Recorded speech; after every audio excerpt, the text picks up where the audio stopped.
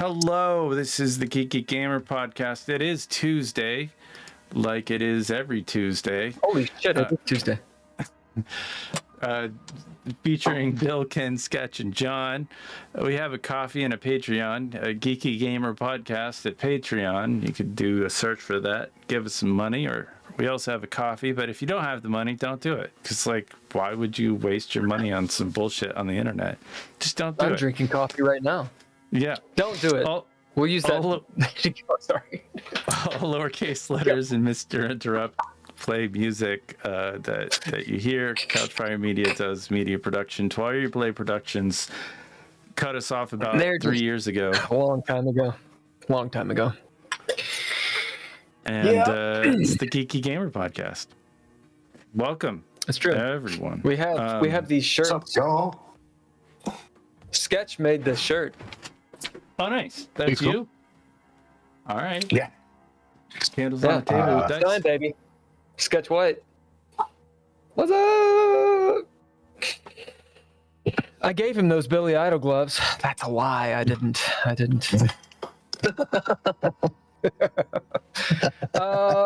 Right.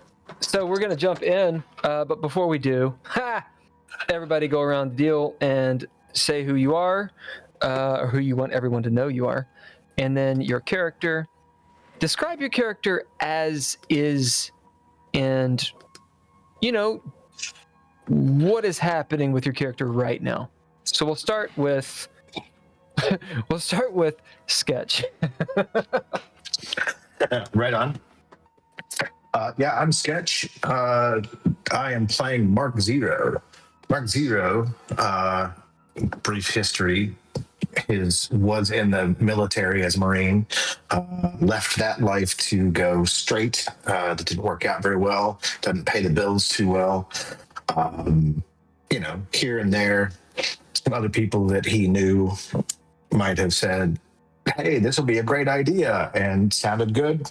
So now he's a prisoner, or was former prisoner, I guess. Went up in the world. It's a good move. Yeah, that's right. Sometime in the middle of that was training to be a pilot and a teamster, so he has more skills than he might need. Currently is on the bridge in the middle of all of this chaos, with his shotgun and a bolt in his left shoulder, bleeding In a bad way. He's yeah.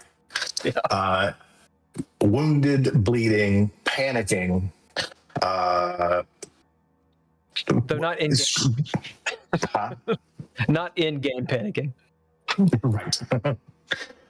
Yes, not game mechanically panicking, but has been refusing to go back to prison and is taking control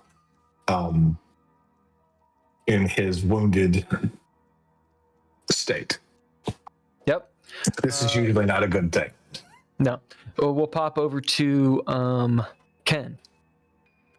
I am playing Gary Spicer, a middle management engineer who is right out of Office Space. He was abducted by his friends and really probably saved by his friends. He was working on a prison ship, and he saved his friends from probably extermination, because the criminal life is maybe a better way to make some money. It's a new life, new opportunity. The corporations don't pay very well for qualified talent, and he sees that day in and day out in this struggling Dystopia. employee of dystopian corporations. Currently, he's got a gash on his neck where he was shot and used a gun to cauterize the wound. A gun which had been fired many times to cauterize the wound. And I think his teammates want to kill him. He thinks that they might. But really, teammate. He might have brought it upon himself. There's been some miscommunication, but who knows? Yeah, man. What do you do? What do you do? What do you do? He's at the end of the. If we bring up the map. Oh, you guys are in. I want to say the top of one. So one is the actual airlock, and there's three. So there's number 2, then there's 1, which is the airlock. That little cube next to it is where you guys are leading into the next part. Did we get Let Arthur? me see. Yeah, we're getting Arthur in a second. I'm just placing you because you and he are in the same area. With Sketch, we know he's on the bridge on 10. Yeah, I think I'm on 1 or not 1. I'm on. Yeah. See, 7. there's 2 levels to 1. There's the top one, and then there's the bottom one, and then the actual map is pointing to the little gray thing, which is the actual airlock. Yeah. So were you in So that I'm first probably little? just above. I just walked across and gave Yeah. Gunny an Yeah. earful of like, you don't know what the fuck you're doing. Yeah. Yeah. And then we'll slide over to John. Yeah. So hi, I'm John. I am Great Cycle Publishing. Play tested one of my games on this channel already, the Linen Tapestry. In character, I am Arthur Scollet. Thank you very much. Excellent. Yeah, veteran, 2 tours, reached the level of Gunny Sergeant, hence the nickname Gunny. Worked with Mark Zero and Jackson Berry on at least 1 tour. We went our separate ways, went into special ops. Last special operation went awry. Major incident, faces all burned, bodies burned. Kind of on the run. Hooked up with Jackson and Mark again. And the newcomer, Glenn. Who were all heading out Dodge. Joined them. And somehow, through one twisty-turny series of events, is next to an airlock where I've had to shoot the lock to stop strangers with guns to coming in. To my knowledge, we are about to set off into hyperspace, get away from Dodge again. But then he's just noticed that Glenn has walked past them, despite that he was quite sure 20 minutes ago that Glenn had left to go on into stasis, because the plan was we're all going to get into stasis, hyperdrive, get out of here, and that's it. He's a bit confused, and then more alarmed when Glenn gives him a piece of his mind. Stress kicks in. He's now asking Ian, the AI, if Ian can tell me exactly what Glenn has just done, because all I know is that if we want to get something done, technically or computer-wise, Glenn is the man to go to. So at the moment, he's watching Glenn hurry off, keeping an eye on the intruders with guns who could break through the airlock at any moment, and trying to figure out what the hell is going on. Pulse rifle in hand. There you go. None. I'm gonna. Are we gonna recap, or are we gonna start? Okay. Yeah, we're gonna recap. So, so the situation is pretty dire. You guys are above the campus. Is it campus? Pretty sure it's campus station. Yep, because you left Animand.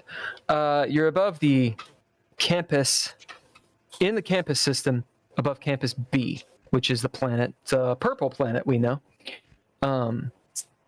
pretty large city down there.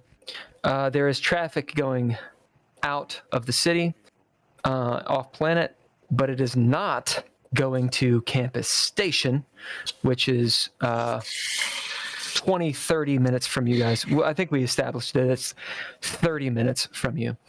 You can see it. Takes you 30 minutes to get there by dropship. Campus Station is on lockdown, you know. You're pretty sure that, I want to say Glenn Space figured out that has deduced that the Campus Station has regained at least control of the station itself. They're in a geosynchronous orbit with the planet. You guys are in the same orbit. So from your perspective, nothing's moving. Like, not the planet, not the station. You're all just sort of you're on the tire looking at the spokes type thing. A dropship has just come from Campus Station and has attached to your ship, the Nova Espero. Now, why is this dire? Well, there's some sort of outbreak you guys have been handling. They're like vampire, zombie, spawn, horror things you've been putting down. You have encountered several different kinds of them, sort of evolved kinds. And from what you know or can suspect, you've rid your ship of all of them, but maybe one. And the one, if this thing is still on the ship, is one of the evolved ones. So it can likely think. It's very dangerous, almost otherworldly. You have found a couple ways to hurt these things. One is lots and lots and lots of bullets. That seems to work well. The other is this orangish serum that you can inject into them if you can only find more. Don't think you have more, but you might have more. You check your character sheet to see if you do. Of goo stuff that kills the bad guys. You were in the reactor, clearing the ship, and had realized that one of these things, which apparently can survive the vacuum of space, shot itself out the ass end of your ship and was heading directly towards Campus Station. By the time you get a beat on it, it's almost at Campus Station. And Sketch, so Mark Zero, makes a Hail Mary shot with your laser cannons at the station, pops the big bad evil guy real easy, but also grazes the station. The station wonders why you've shot at it and has sent this dropship. Now, in the whole, the dropship is coming, and the station, for some reason, just not communicating whatsoever. Not at all assuaging any fears, letting the tension build for like 30 straight minutes. In that time, you guys basically do the scramble. Everyone has their own ideas. It seems like Mark Zero and Arthur, or Gunny, are kind of on the same page. And yet again, Glenn Space is having to fend for himself, wondering what the hell these Marines are doing. Glenn sends some images to try and prove that you all are who you say you are. You're actually helping them, and in fact, you're the reason that they were probably alerted in the first place. They tell you to power down and let them board. As Mark Zero is still in the cockpit, kind of unawares of what's going on. You guys have your FTL charged up, ready to go, but you don't know where to go. You got some ideas, maybe go to a nearby system where one of the other corporations, a rival corp of Alia Lumo called Ramada, is there. That Mark... If it's not Ramada... Mark Zero has some... Glenn Space has some connections with them, but there's an argument. You guys decide to carry on with your original plan of making this pretty dastardly jump outside, like several jumps outside of this system to a rendezvous ship called the Hauler Capital. Of course, the issue being that if Campus Station looks into their flight logs, they'll know where you went. So you might be on the run, and this is an issue. Unbeknownst to anyone else, Glenn Space cancels that and turns off the FTL. Although it's not totally powered down, right? No, I just kind of stopped the launch from happening. It was you on a stopped the launch. Right. But, There's like a countdown. But it'll take that's right. Because that's right. There's like a time limit, and you guys had to get into cryo, and Mark Zero's like in the captain's cryo, ready to go. He sees the FTL turn off. He's like, "Oh, what's up?"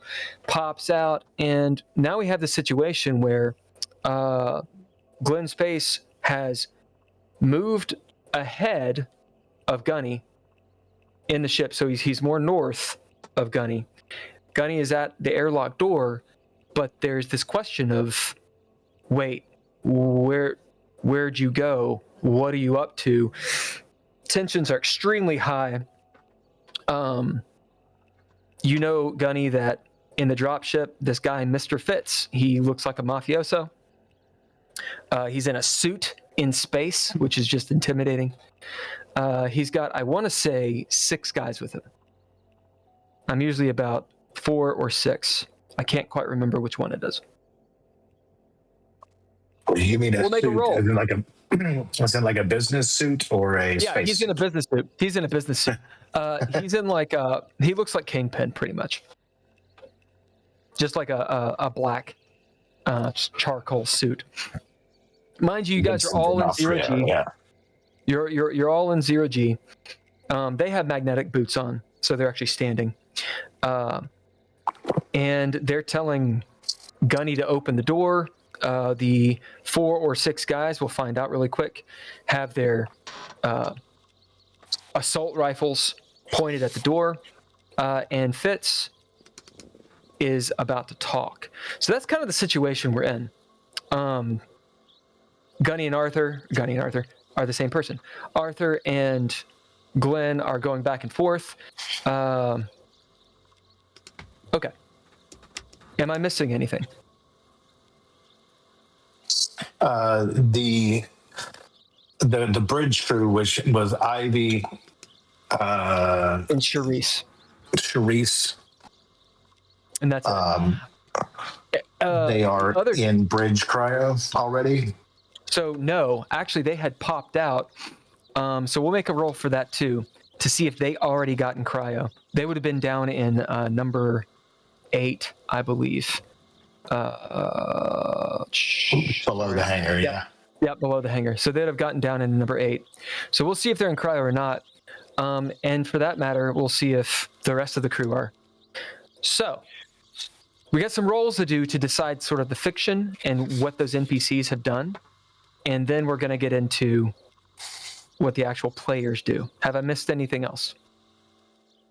Don't think so. All right. Jackson is in cryo. He's in med cryo. Yeah, he's out. Getting his shit fixed. I think he's actually in stasis. He's in stasis. But Ian would have transferred him into cryo when you guys were going to FTL, because otherwise he would, not have a good time. Although I think I actually established that you can survive in stasis. It's just it can mess with your brain. Anyway, okay. So let's deal with some pictures first to see exactly what the narrative was that was sent. So, Glenn, give me a roll. I'm thinking intellect. Seems like a pretty good one to siphon through. Maybe use Ian, your local AI, to filter out images. Okay. How do I do that? How do I use So, Ian? well, if you have a skill that's like artificial intelligence or Well, I have hacking. yeah, hacking's fine. You've hacked Ian. Right. I rolled 0. No, I rolled 2 1s. So what is that? 11. So it's 11. Yeah. So that means it's a 11. crit success. So critical success. So you send the images you want. What are the images you sent? I sent just an image of when they first breached. Monsters first breached our ship. And Okay. and and them just laying waste, because there's that whole airlock room before the ship was compromised, and then it was overrun. I'm sure there was a timestamp for that, and Yeah. So you're actually able to send them pictures as well as video. yeah, That even if you guys are in it, then your faces aren't in it and that kind of stuff. right. I don't think we were there for that. Yeah, when the ship was taken over, well, the only person that was on the ship was you, Yeah, right? Because the rest of them were Mark Zero was rescuing them from the station. And I want to say you were on the ship actually trying to hack Chatbot, if I remember correctly. yeah, So it's pretty easy to just not send the one of you. yeah. Yeah.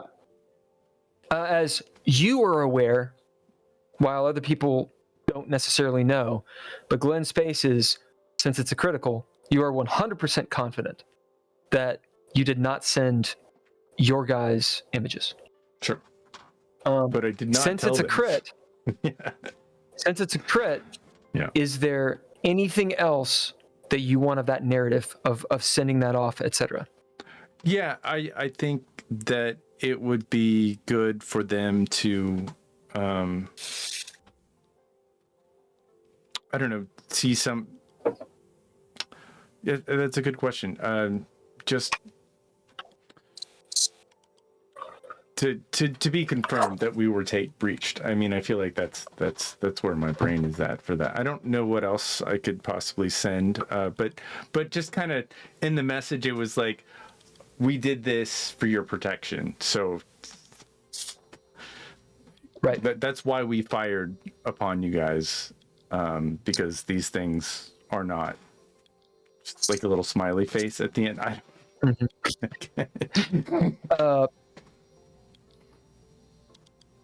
Do you want help from anyone else? Since it's a crit, you can ask players if they have any ideas too. Yeah, no, it's Cameron, or not Sketch. Sorry. Basically, since it's in your favor, the way Mothership works, it's not about success or failure. It's the fiction has been more in your favor. Sketch, what do you think? And maybe it can't be. Maybe it's just been a foregone conclusion, but just ideas. What do you think Mark Zero would add to that? You've showed them that we're fighting the things and doing it successfully.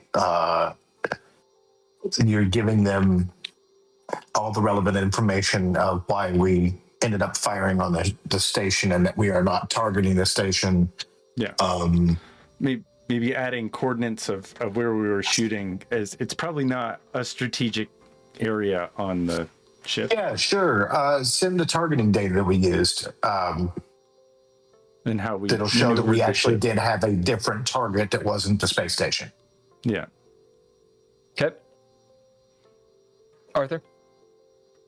No, everything's just corroborates what we were trying to, well, what we did actually say to the station on the comms.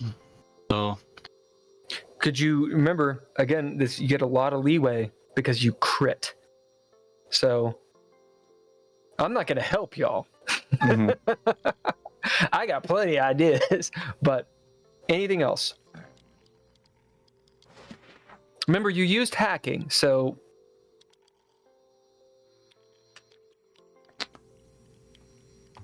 Yeah. So I don't know. it might. Can we get like a connection with the station? And like, since you hacked it, can you like pull more information from them? Well, Hey, what's your status? Pull that. I don't know. I think if I used hacking, we would have a firewall so that their rogue AI would not infect our ship. Yeah, because if Glenn, as Glenn probably remembers, that was the issue with the station, is when he attempted to hack the chatbot, it went bad, and then tried to blow out all the airlocks of the station. They obviously locked down a bunch of it, and chatbot screwed up your ship too until Glenn got control of it and turned it into Ian. But there is that question of where is the evil chatbot too? So you have a firewall up. Cool. And we'll give you a little bit of information, Glenn, that you were able to receive in that exchange. You can tell that the rogue AI is still on that ship or on that station. However, it has likely been contained. So the damage that it's done, it has done the damage. And the barrel, the actual main part of it, of the station, the command part, is secure. So whoever runs the station, which is Aaliyah Lumo and the Mafia, have control. But it's a tenuous thing. They don't want to screw things up, right? All right, so there's good information. That's solved. Next roll, we'll have, since you brought it up, Mark Zero. Let's roll to see if your compatriots are in cryo or not. Which you can pull them out of cryo, but it's got to be, we'll have a time thing, so it can't be instantaneous. Okay. I appreciate that. What should I roll on that? I think this is a speed roll. Basically, for you to notify them to not go into cryo. I could have them roll, but I think it's better if the player does. Sure. Those are 12s. We'll give you advantage on this, since there's a couple of them. Or a few of them, actually. Okay. I'm going to mute because it's going to be super loud. Cool. Do it. The first one is 96. Ruh-roh. That's a failure. The second one is a 17. That is not a failure. All right. As it's one of those situations where they're all like in the cryo and it's like filling up. If you've seen Interstellar, it's pretty much the same kind of thing. As Ivy is the last one, and she hears you through the bulkhead say what?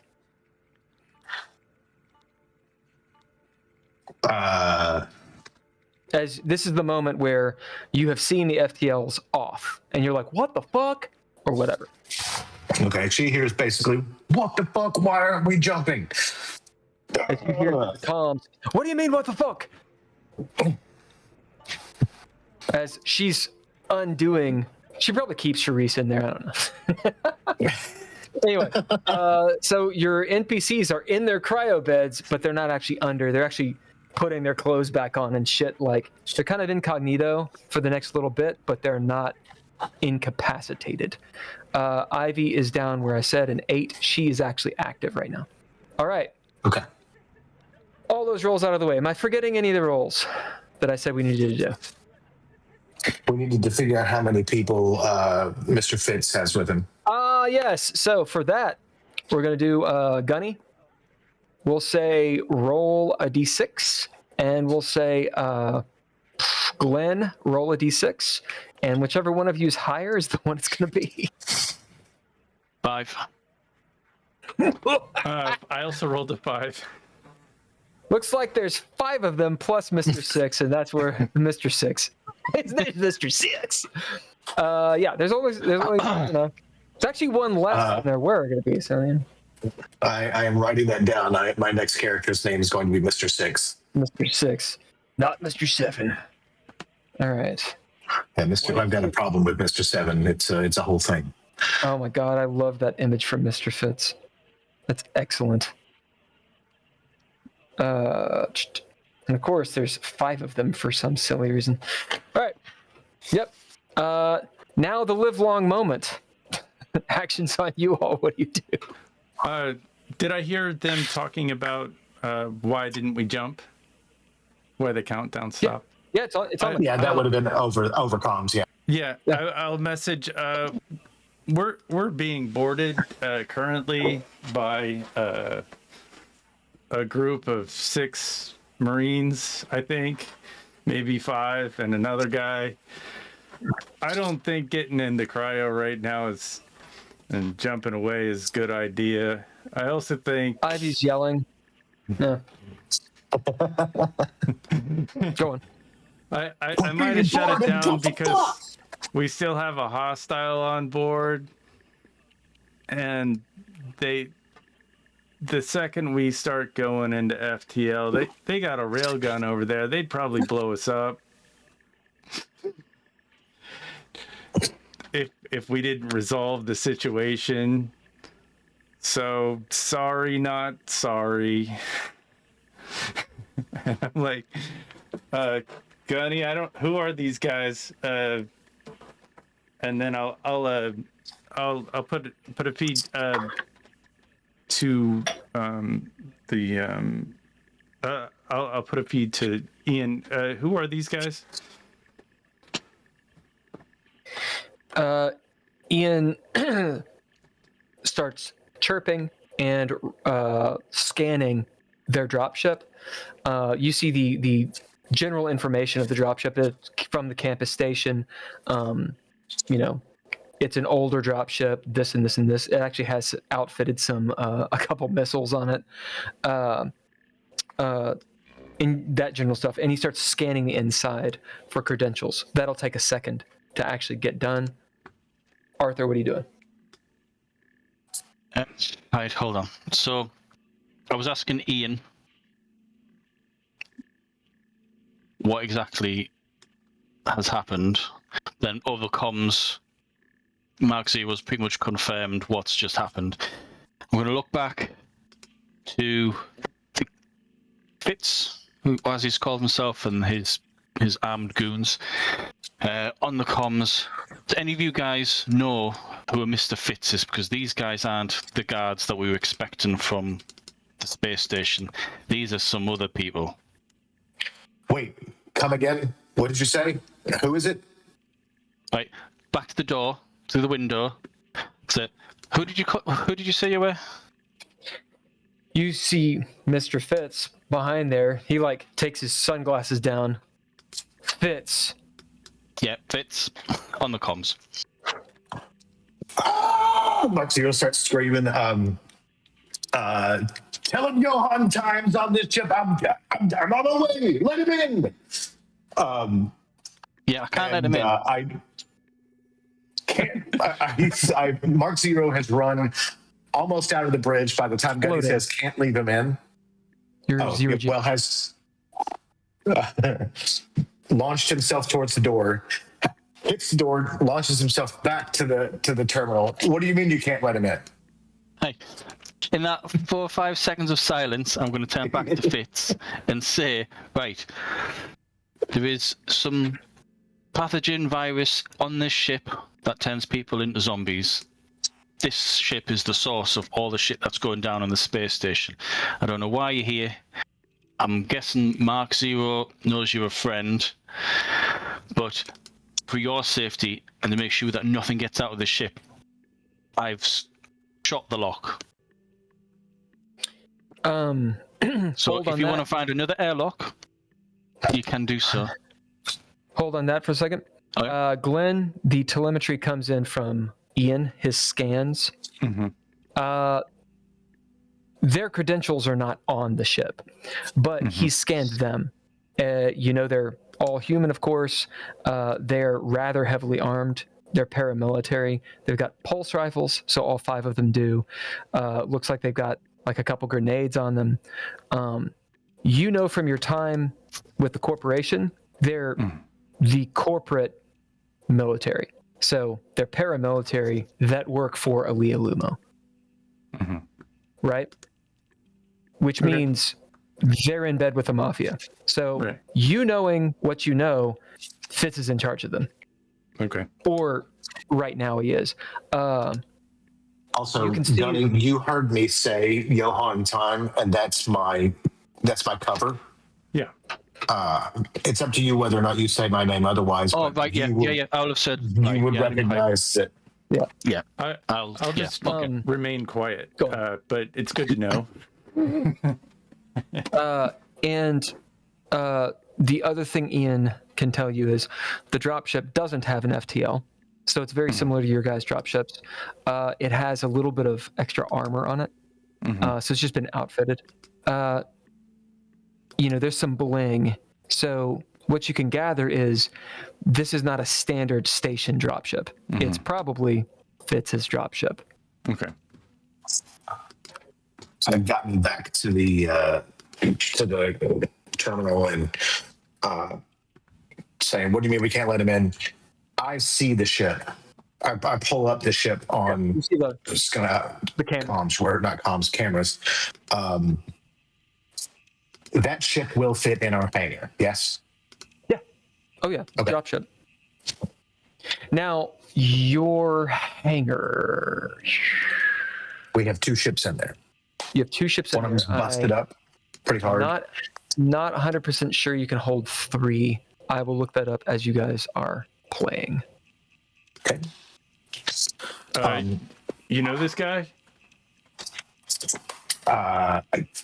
Mr. Fitz is the guy who. So Jackson and I went on a special mission. Remember, Glenn, when we went down to the cylinder? No. You went off and were looking at the stuff. And anyway, so Jackson and I sold a couple of the pets before we lost the rest of them. And that man right there might have all of our kit. Oh. So He's a big special mafioso motherfucker. So he also might just take our shit from us instead of giving us the stuff. But we did pay him. We paid him a lot. Okay. I'm not 100% sure that Arthur. I think that Arthur is still wanting to kill me. So I feel like, Arthur, could you just point at the lock that you shot? Say they can't come in this way. You're not in the room, are you? No, I'm on cover outside the door. Yeah, I'm just looking at the door. I'm not pointing the gun in your direction. I'm, as I said, I turned back to the door to have a conversation with Fitz. Yep. All right, Gunny. Well, if White, you said you can't let him in. Why not? Because I shot the lockout. I thought these guys were going to try and board, and we can't let anyone in here because they can get infected. We don't know if we're infected. This is allowed enough in our conversation for Fitz to hear as well. I see. That was going to add. And I'm sitting there. It's like, we are not infected. Bleeding goo from my shoulder. So, You just bitten. You're fine. We're fine. Yeah. Well, then we can have him come into we can at least have him go to the hangar. Whether or not we can fit his ship, at least we can. I mean, worst case scenario, we fucked up one of our drop ships pretty hard. We could just jettison that and. You want to get down here, and we'll sort this out. And you speak to Fitz. I'll speak to Fitz from here. I'm in the bridge. I'll just ping his ship on comms. Fitz is currently talking to Arthur as this is sort of going on. As he says, he kind of puts his hand up as the 5 guys lower their rifles. They have them at the ready, and they're watching. One of them has walked up to the door and has pulled out some diagnostic equipment.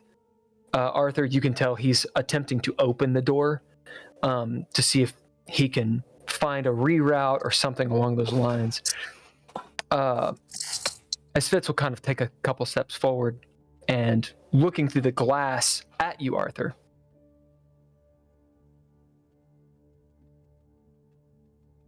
What are you all doing? Trying to contain some sort of plague that is responsible for all the carnage on that station. You're saying we're the doing. plague comes from this ship?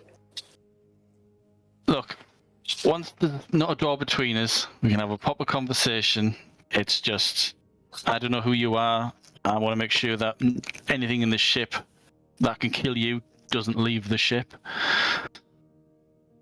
Because, as for all we know, there's one of these things still in the ship. Has anyone told Fitz who you guys are? Whether your fake names or your real names?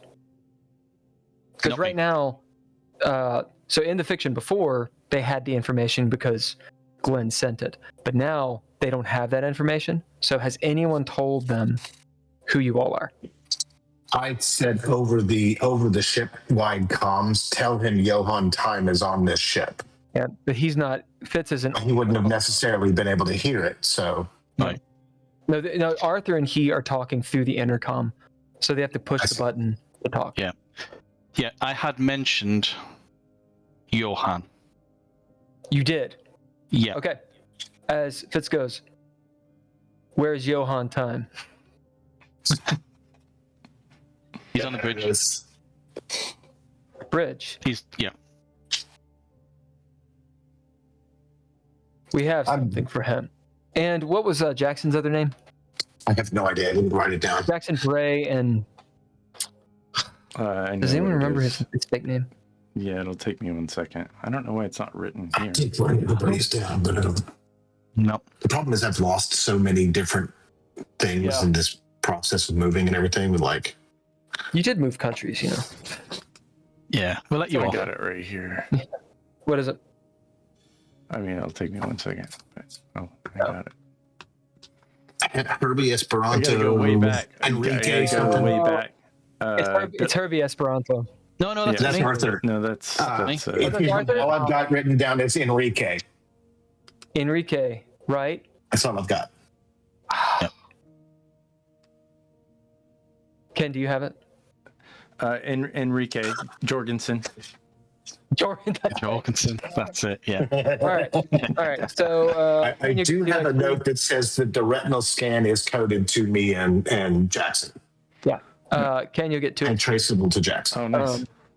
As is Enrique Jorgensen on that ship? As Arthur's like, what? Sorry, hold on. Who are you? Because I have no idea who you are. As he And clicks his sunglasses back up.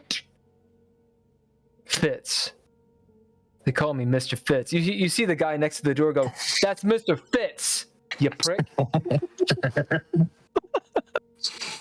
okay, Jorgensen's in medbay. He's been Disposed. he's been cut up pretty bad, so he's out of the picture at the moment, recovering. Fitz kind of nods. Well, we're gonna get this door open Okay, I'm stepping back as well. and deliver these goods. Because the deal's Okay. a deal. Sure. As for this plague you're talking about, how do we know none of you were infected? If you can bring a doctor up here and test us, I'll be more than happy. But Okay. since none of us have actually turned into a zombie and started killing everyone, pretty sure we're not. But Has anyone been bitten? not that I know He just of. sort of clicks his sunglasses down and looks at you. You see, like, he's got the heterochromia, like one blue eye and one gold eye. Oh, cool. Nice. Not that I know of. I haven't been bitten. All right, so Glenn, Arthur. I'll call back. Glenn, have you been bitten? No, I've just been shot and threatened.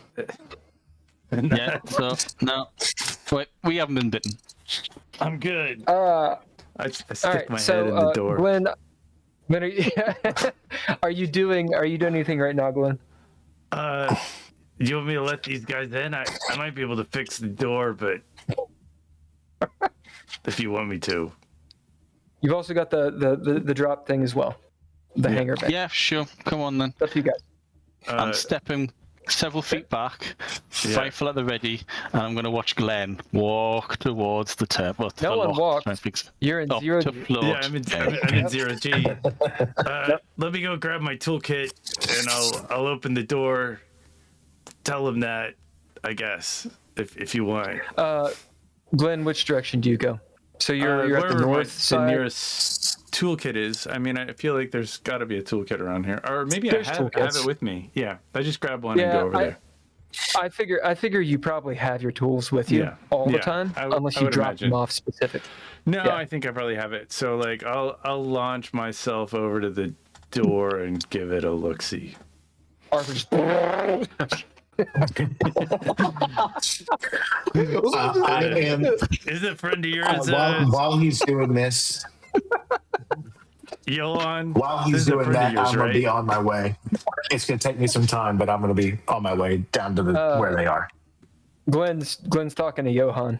Yohan, this is a friend of yours, right? This guy's cool, right? Yeah, I mean. Johan, you've never actually met Fitz, you know. I know. I was. Well, you actually don't know. I'm like, yeah. I mean, like, I would turn your back on him, but like, be courteous. Not knowing whether or not they can hear me. Just Well, you guys have little ear comms, so when you do your conversation, they can hear what you're saying, but they can't hear the other person. Okay, unless you're in like a helmet and then no one can hear you. So, but no one's in a helmet.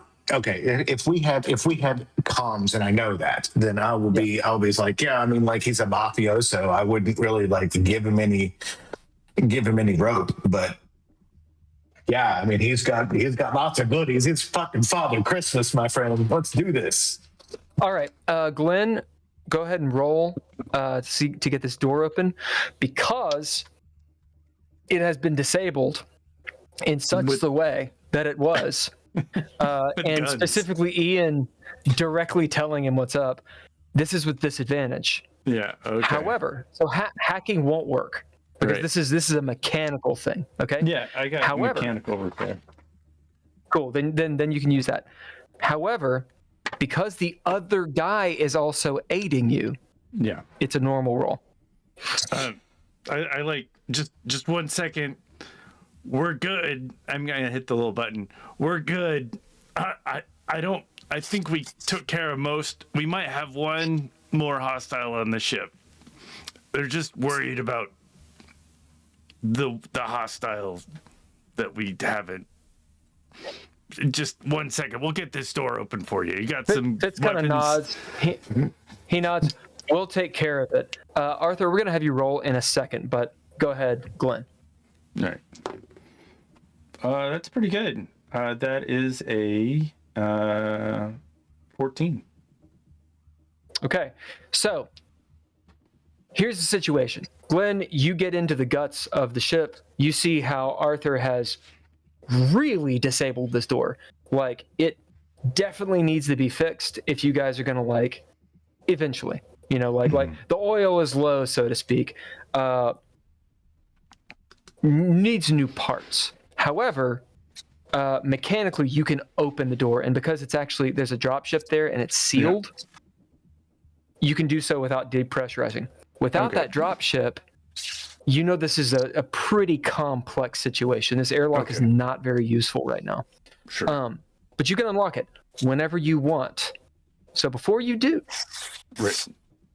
Wait. Arthur, as you have talked about to Fitz, this back and forth, if you wish, you can do an intelligence roll or an intellect roll to gain a kind of sense motive on this guy. That is if you want. Yeah, I've got a feeling that. It is with disadvantage. Sure. Yeah. Okay. So just remember stress. From Arthur's perspective, the last jobs that he's done was special off the books, and I'm just checking if these guys are the sort of people that employ ex-Marines on there to do dirty work. Yeah. Right. Disadvantage to roll twice, keep the worst. Okay. Yeah. That's 69. That's a fail. And 29, so it's a fail. All right, so what that means is, remember, it's not a pass or fail, it's just the situation being worse or better. You realize Fitz is not lying to you. As he lowered his sunglasses and like you see like his eyes, he connected. He's gonna return, or he's making good on a deal. But this is a lawful legal exchange. You realize his code is, I owe you. I'm going to give you the goods. But it's way easier to decouple afterwards and blow you all to hell. As you realize, it's not that they're going to come in here and murder you, but if you don't give them a reason, they're going to murder you. Right? As in, like, the Nova Espero is of no use to them. And since you mentioned the military thing, since that was kind of like ingrained in your role, you've been a part of Black Ops. These are corpos, huge outbreak. You just told them this is the reason for it. This is COVID-19, baby. They want to erase the fuck out of this and make up their own story. So, that's the situation. He's not an enemy per se, but right now, why they're not going to come in guns blazing? They're going to drop off the shit, be real nice, cool, they're going to leave, and then they're going to railgun the fuck out of you all. Arthur's pretty aware of that. And so killing them isn't going to do anything. The station is going to railgun you. You dig? Okay. Door is still locked. You guys are in that moment. Arthur and Glenn, you're right there. Arthur, you're kind of like seeing this on Fitz's face as a little bit of time is passing, like 5, 6, 7 minutes, as Glenn is figuring out shit, like his fucking elbow deep up in the ship. You guys can talk and do your stuff. I'm going to use El Baño. You have a little bit of a reprieve here, but the situation is that tension. Okay? All right. Go ahead. If you guys need to take a break, it's cool, but you also have some moments to RP if you want. I'll be right back. You really made a mess of these systems, Gunny. Well, that was the plan. But it's hard to get in. It's hard to get in there. I felt like we were gonna die if we just tried to run. We're still gonna die. Well, these guys have got gifts for us. What do you mean we're still gonna die? Yeah. Finger off the comms button, obviously. So yeah, finger off the comms. Fitz and Co can't hear. I'm coming to you. Yeah, I'll wait until you're here in person. But we've just gone from one.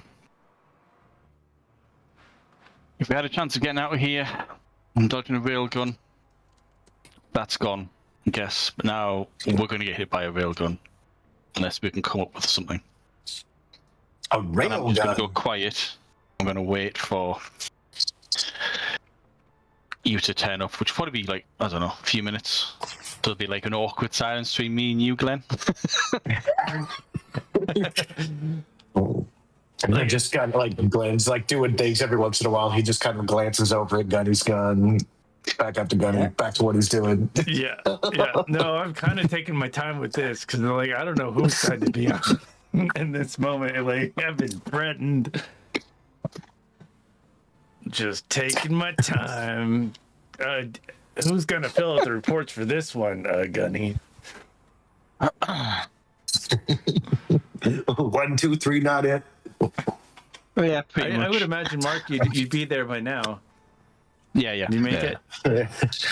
Or should we I wait? make it. I roll in to the open area wherever it is. It comes to the door. I look fucked. Right, like I got this wound on my fucking shoulder. Didn't I get like just a massive fucking bite in my neck too? You didn't got bite bit, me? and then you pulled what is it, a Dracula, where like you're like take in more. Yeah, you gave them more. I like it. Get what you want. Is the bike covered over? I mean, I know that for a fact I took a stem pack.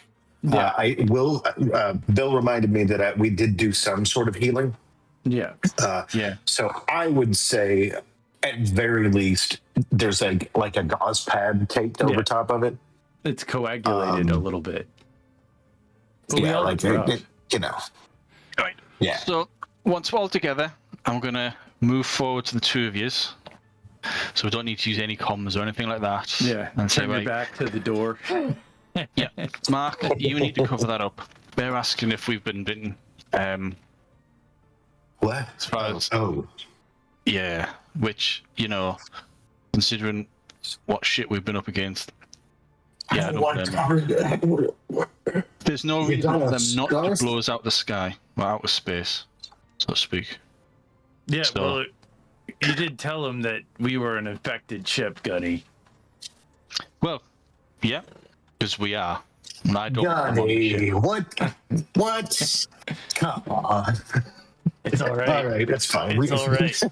We can get out of this somehow. Like I don't know. Maybe I can get Ian to like lock their ship onto us. I don't know. Keep them here for a little extra time. We could play some delay tactics. Well, they probably won't shoot us with a railgun until we Mr. not Fitz do- is gone anyway. Could we not use the FTL while Mr. Fitz is on the ship? They won't shoot the ship while Mr. Fitz is on it. I So feel if like we can get out of that- Dodge. I think that's a good idea. Yeah, Getting into uh-huh. cryo real fast. And there is the other hostile that I'm kind of worried about. The one that did this to you. Are they dead, Mark? What?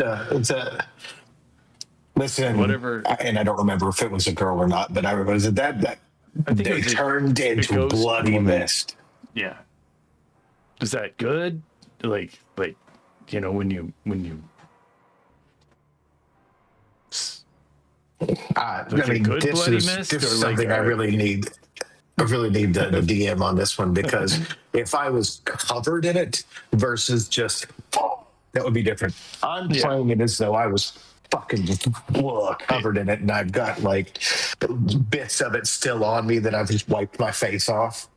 and Oh, have a shower. think This right here that's on me, that's what it was. oh, that's gross. You need to shower. I would shower before getting into cryo. You gotta breathe that Love shit for this time. like I don't know, however many years it takes to get from here to there.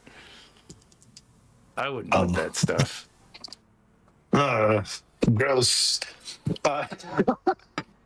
I'll just take my shirt off because it's covered. I'll just take my shirt off and just like throw it on the ground. It plops on It the hurts because it's like a fucking thing. It's it'll just be a few more minutes, guys. We're working. So what do we do? What do you want to do? Well, if they're gonna shoot us with the railgun, they're not gonna shoot us until Fitz is gone. That gives us at least enough time that maybe we can try to target the railgun. I don't know if we can blow it up or not, but Yeah, we don't want combat with the space station, because if they don't hit us with one gun, I'm sure they've got another one.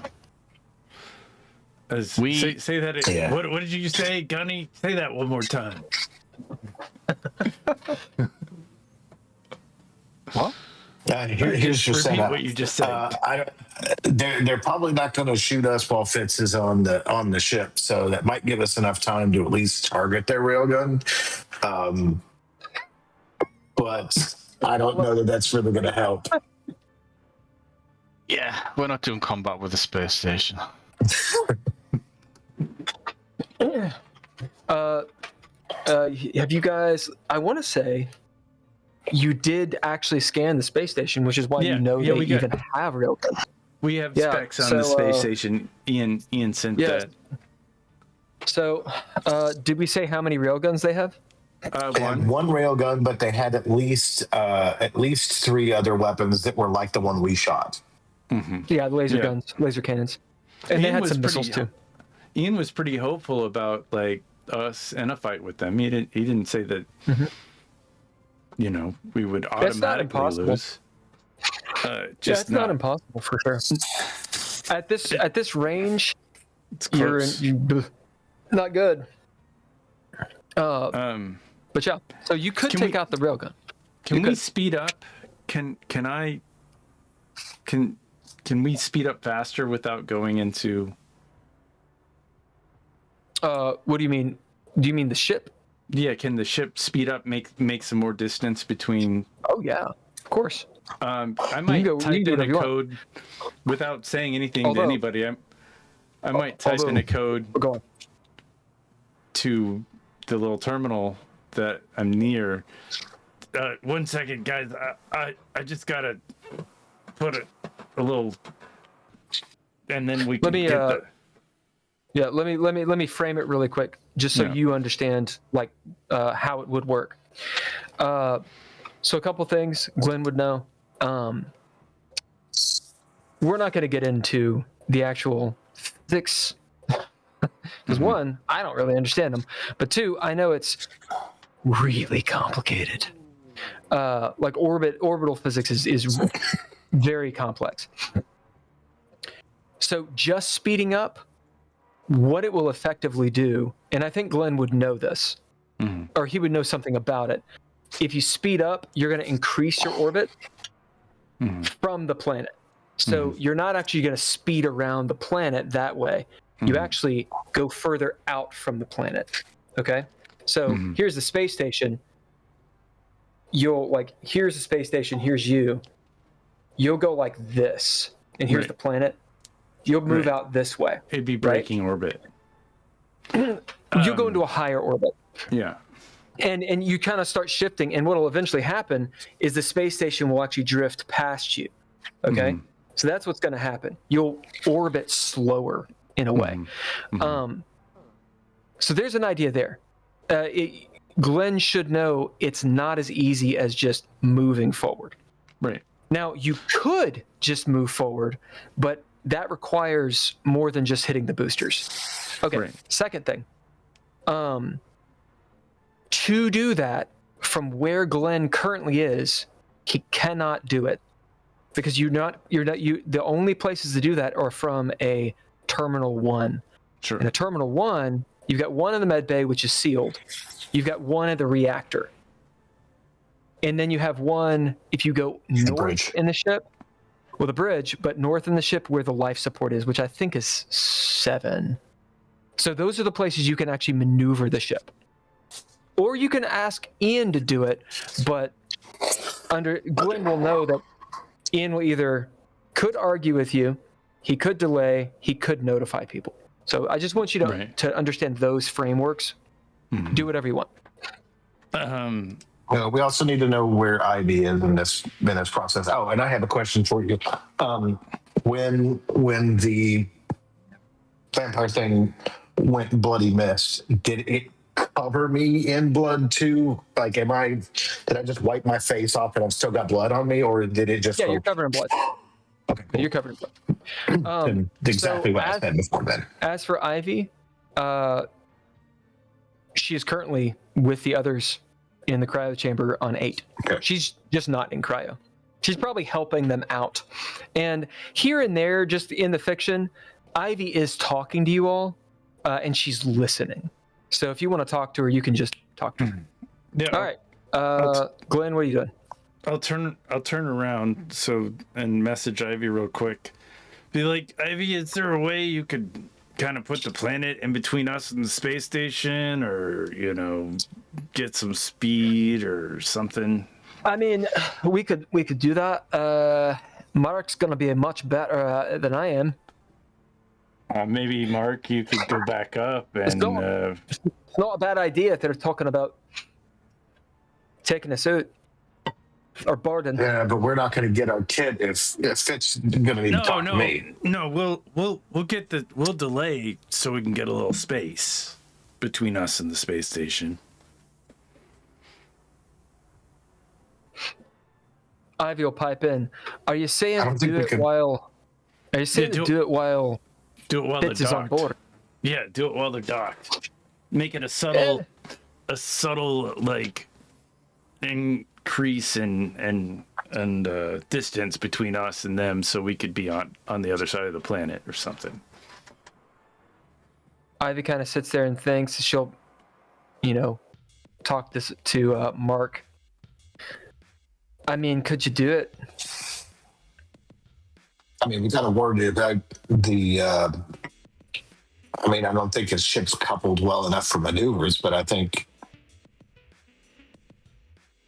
it's going to take. I mean, the way it's orbiting, that's a lot of fuel, but we could do it. It'll probably take us some time.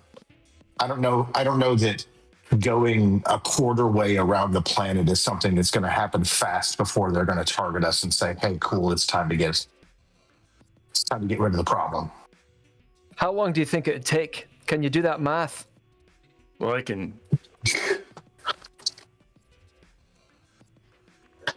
Not without a terminal, not without seeing it. I can extrapolate, but I can't. I'm not. You're on the bridge, aren't you? I have actually gotten to them. Yeah. Oh, you're all the way down there. Okay. Yeah.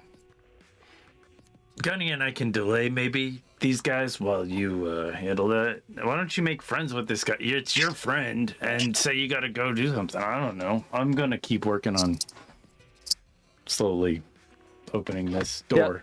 Yeah. As Glenn, you've got the door. Like you like have the handle. You're just like, oh yeah, I'm real working on it. It was done like 5 minutes ago. In fact, you see the handle like moving as the guy's like finding his way, and you like mess with it, so it fucks it up. He's like, I can't get it, sir, and you're like, totally. Gunny, why'd you do that, man? I'll walk up to the door and look through it and look at Mr. Fitz. 5 dudes and Mr. Fitz there. Fitz is still standing. I mean, they all have magnetic boots on. So it's one of those things where in 0G, if you're standing, you're weightless. So they're actually sort of like sitting back on the weightlessness. You dig what I'm saying? Like, it actually isn't tiring.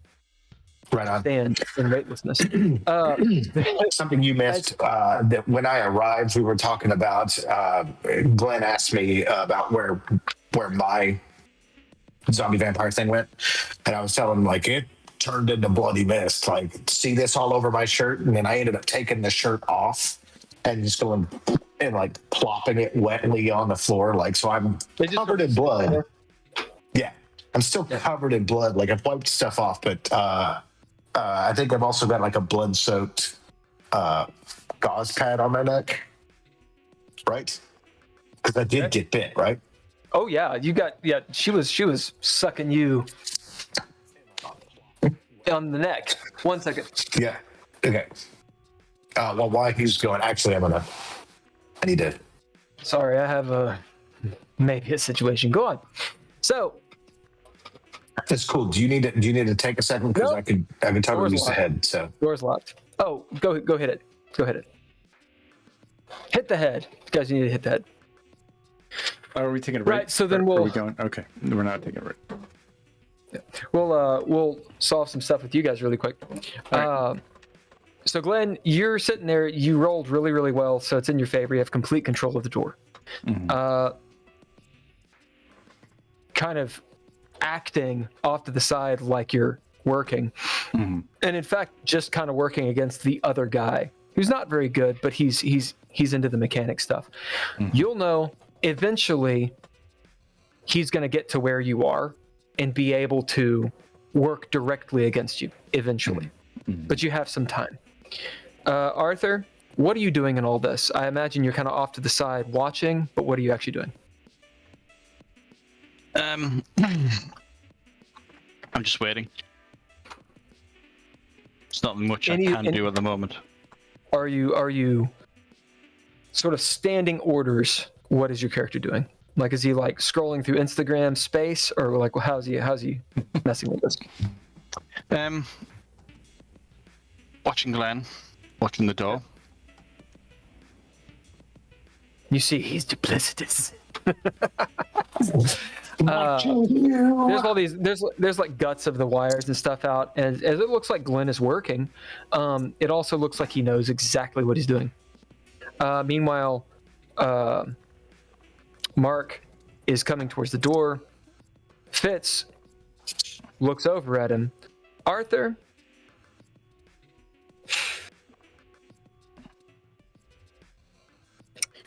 Previously, on X-Men. You had you gotta do it. It's like a thing. It's a thing. I was like, is that only that show? But it's actually a thing. Yeah. That's awesome. I made those. I made those recaps. That was my job. Oh, you did. That's right. You worked for Marvel. Yeah, I made those previously on. Yeah, for Wolverine and the X-Men. That was my job. That's awesome. Yes, dude, that's really cool. As you had left the reactor, or the back room, and then gone through the reactor, you had looked up and seen that grate that was moved.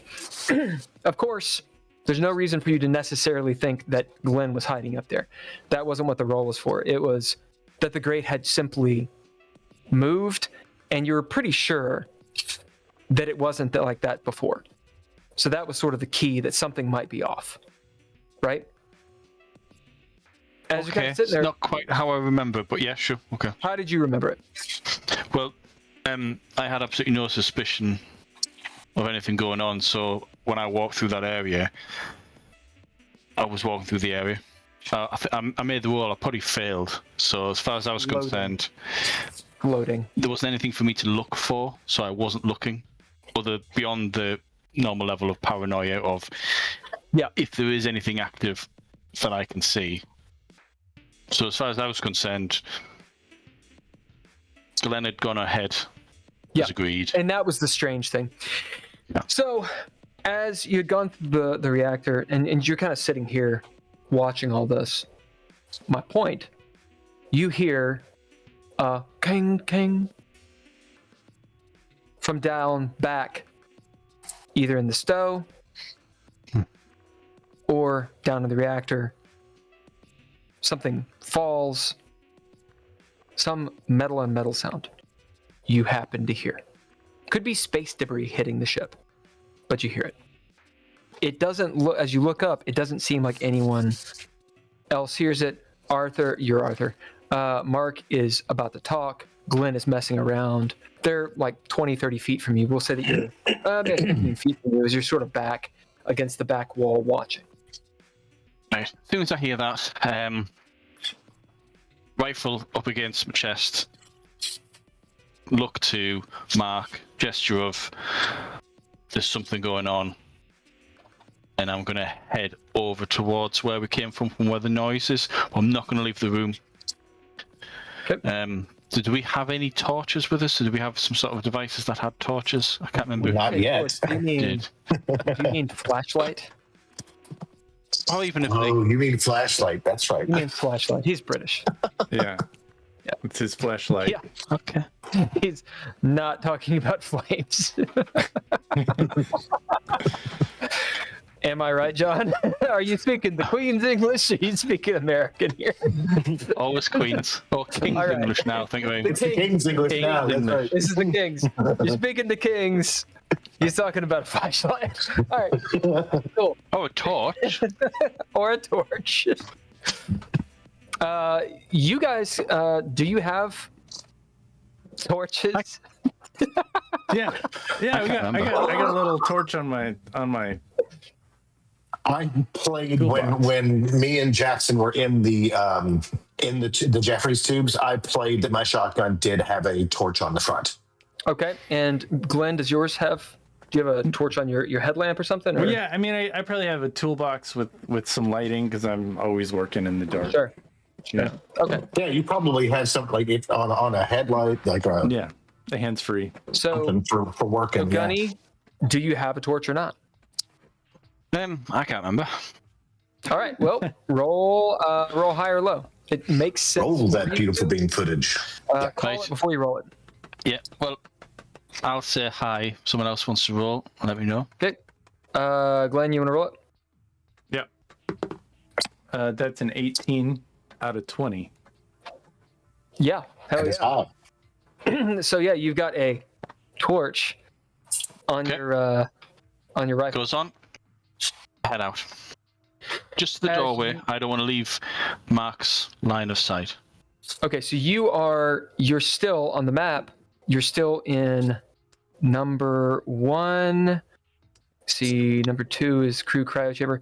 You're right at the edge of 1 and 2. Okay. Okay. Yep.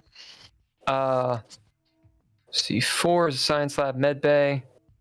Our ship is a little bit different from this, if you remember.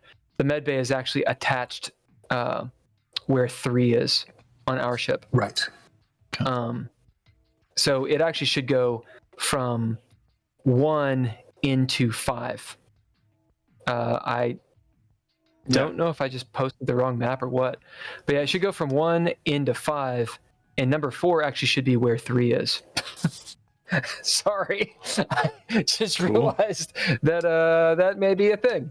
Whoops. Anyway, so you're on the edge of 1. If you've And got that map, you could throw that in the chat or whatever. Yeah. That would be cool. If not, Yep, I will do said thing as you guys are doing. But you're at that door, Gunny, looking at. If you remember the storeroom, there's 2 elements of it, and it goes off the center line of the ship for security reasons. As you sort of look in, the storeroom is still a clusterfuck. Doesn't seem like there's any movement other than the annoying flashing lights here and there. Okay. Can I ask a clarification question out of game real quick? What else has happened in this room? Is this where we fought the doctor, or is this? Yes. Yeah. This is the room we fought the doctor in. Okay. Yeah. So then through that doctor door is Stowe the Stowe 2. Okay.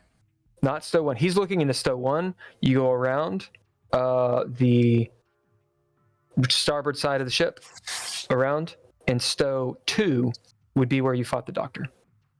Okay. And then then those 2 open into this central column, which takes us to the reactor. Is that correct?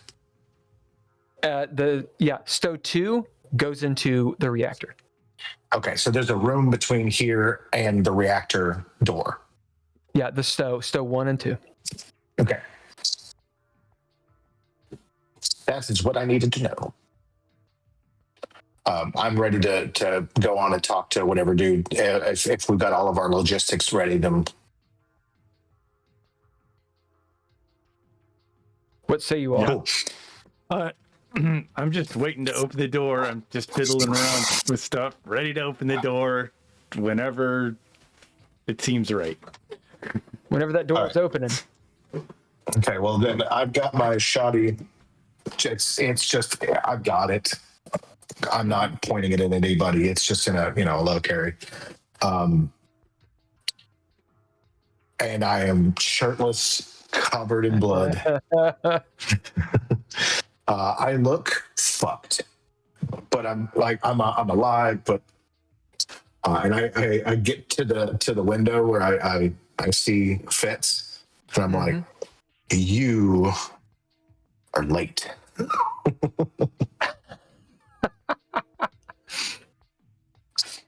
Yeah, Fitz, he looks at you, sunglasses on. We ain't late. We said 2 weeks. It ain't been 2 weeks, little man. We're early. A lot came early. A few of them ships out there came early. Cheers to you then. He doesn't have anything to drink. Actually, fuck it. Yeah, he like reaches. Neither do I. Pulls out his thing and he drinks. Where's Jorgensen? Jorgensen's in Med Bay.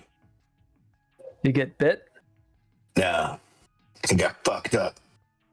It's regrowing an arm. He looks at you. You get bit? No. I got fucked up. Right. Well, you can tell. You can see there's still a bolt like it's hanging out. Like he's referring to the huge gash around your neck. it's part of it. It's part of it. See, like I leaned in and where it would hit me, you know, like it's complete like, bullshit, but it's like it's part of it. It's not on your arm. As one of his guys goes into the back. No, it's really close, accurate aim. It's on the other side. Gunfire. A really good hitman. One of his guys goes into the back. He gestures, goes into the front of the ship actually, and they pull out a couple duffel bags, like real big rucksack type things, as they're pushing them through 0G to the airlock door. Fitz comes over, does the zipper. You see tactical gear. The other one, you see a bunch of weapons, high grade shit. There's those torches you were talking about, Gunny. Got all your stuff, well paid. Zink, zips it up. Think we're just gonna leave these here. Oh, I opened the door. Oh, you do? Yeah. Okay. You unlock the door. Chunk. Yeah. That was fucking hard, dude. Oh. As his other guy is like, I got it. Good job, man. I don't know what I could have done without you, really. Yeah, Mr. Fitz, I think if you leave that right there, that'll be perfect, and you don't have to worry about, we anything. gotta take it in. The airlock is broke. The airlock's busted. Yeah. Well, you're attached. You're attached. Yeah. So it's like they're here, airlock, main door. They're in the airlock. Okay. Yeah, right? Yeah. They went back into the ship, so they're standing in your airlock. Yeah. If you guys leave now, you might have some trouble getting off. You want to make sure that we got the right trajectory going, because airlocks, as you probably know, pretty just kind of floating right there. Like I kind of held onto the door to kind of keep my face in the window, and I'm really just floating right there. If he opens the door, then there I am. Yeah, Fitz nods, and one of the guys starts to open the door. As the door is sliding out this way, Arthur, are you doing anything? You're at the back corner where the stove is. Is this the room where? Oh, is there anything happening in this room? No, it's just like it was. It's a wreck. All the stow stuff is all over the place. The lights are flickering. This is stow 1. You know, around the you look at where the wall would be. It's actually where all those storage containers were and knocked over now. Go around that's storage 2, where it would be blackened, and beyond that would be the reactor room. Well, I reckon I know the distance of the noise. Yes. It echoed. You could surmise it was either in the storeroom or in the reactor room. Okay. And that's why I mentioned you had moved past the reactor and did look up, because I described it, and saw, because there's a retcon thing for rolls. You saw that that grate, which Mark Zero had gone through, looked a little bit disjointed. Yeah. Look back to Mark in the middle of a conversation. Doors opening up. Yeah. And what do you do? I'm just going to cover this. I'm not going to mention or do anything that would suggest that there is a hostile on the move in front of Fitz. Let Mark do his thing, and then just. Right. Door opens. All right, the door opens. I look. I'm like, you are a man of your word and a godsend. Thank you so much. And I will reach for the bags to take them. To the guys. We do need to check off the TPS reports on the manifest. Make sure that everything's. I mean, I have all the faith in the world. You're a man in your word. It's just for our documentation, because you know how the folks get back home. They're pretty. I'm already in the thing, just looking Pulling it all out. And do you have it written down what you're supposed to get? I do not. I think that Jackson might have had that probably review. the Jackson thing. Yeah, we had a lot of stuff. I know it was like the big full kit armor spacesuit things. I know that we got at least one flamethrower. I think we were getting pulse rifles, and let me actually pull up the book, because I might be able to look at it visually. Yeah, from what I remember, you had the advanced armor for at least me and Jackson. Yep. You had advanced armor. I think we had it for everybody. You had it for everybody. Yeah. Because you dropped a lot of cash. So it was, advanced battle dress is what it's called. You had pulse rifles, you had a flamethrower, you had a shotgun. Some just a bunch of vibrochettes, I think, too. Yeah, you had a vibrochette for sure.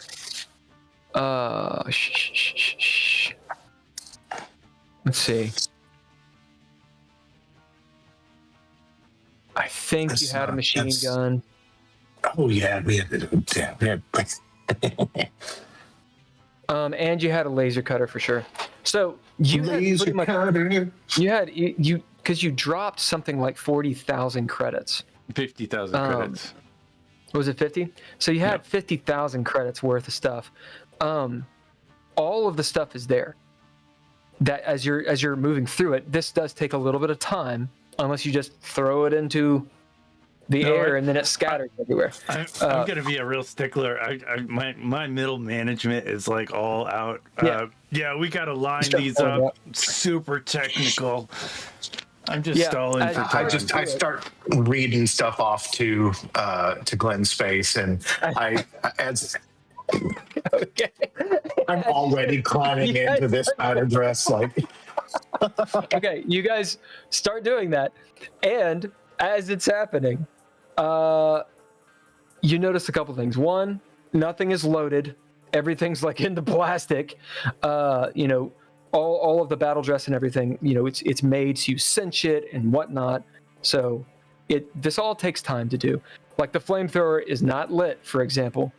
You have to assemble it, etc., etc., etc. As far as you can tell, within the first couple minutes, as Fitz is sort of watching, it seems to be there as you guys start going through the list. Fitz, watching, listening to you all, nods.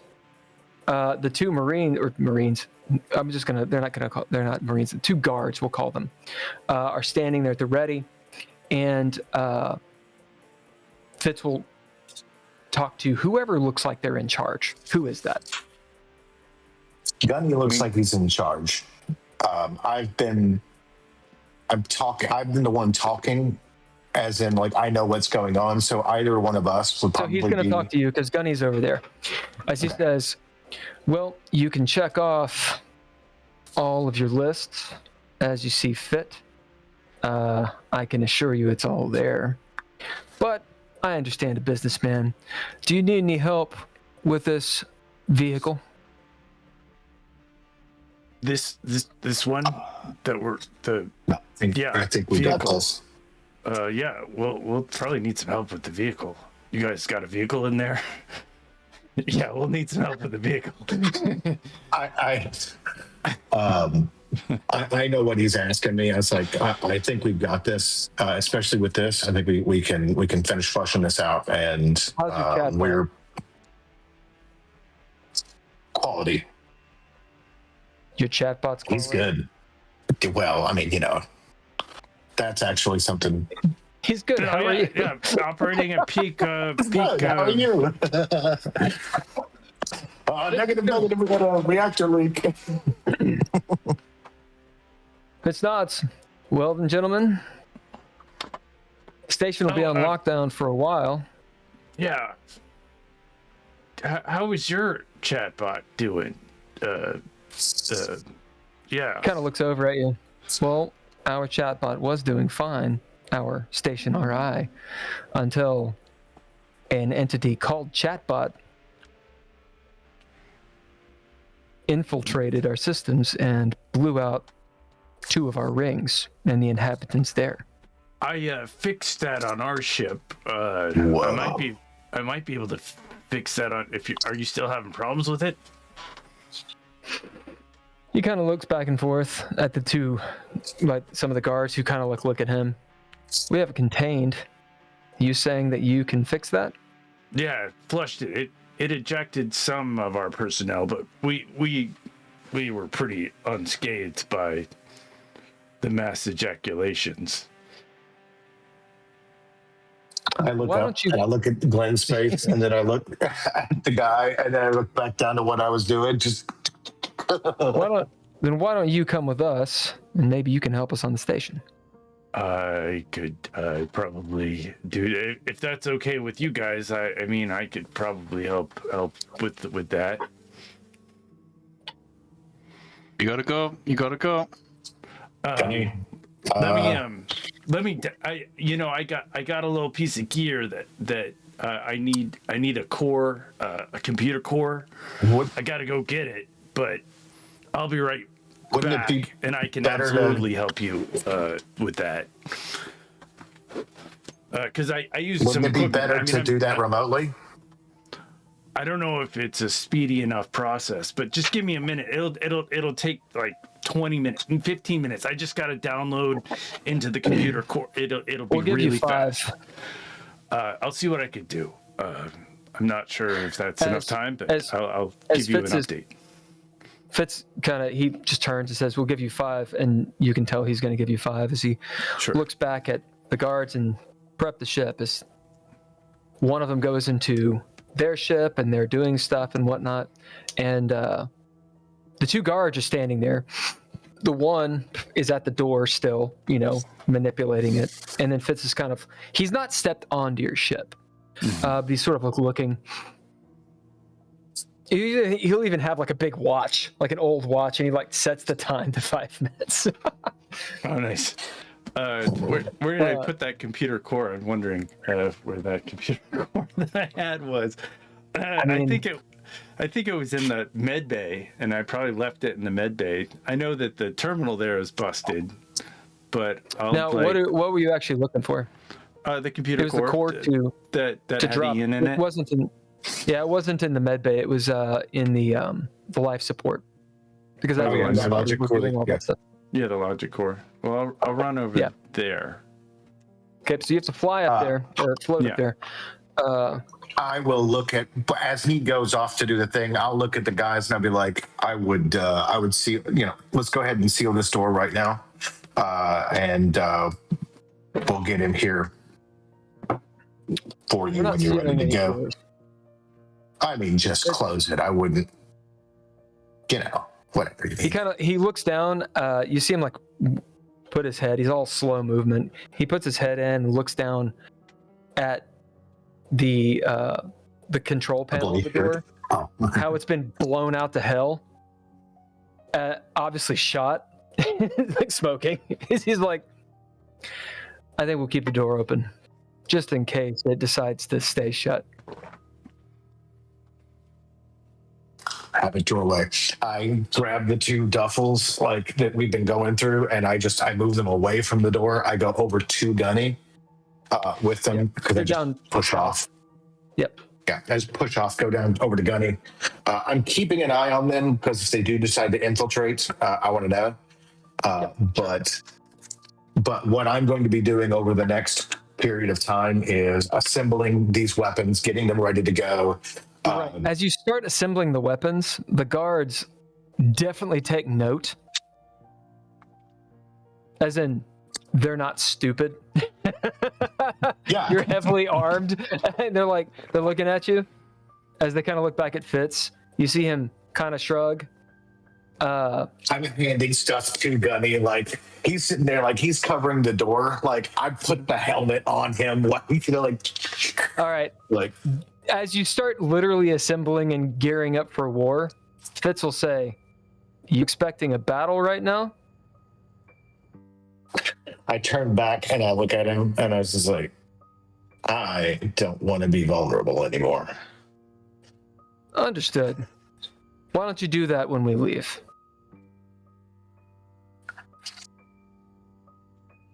I look down at the guns. I look up at him and I'm like, I'm not going to shoot you with your own guns, man. They're mine now, but it doesn't matter.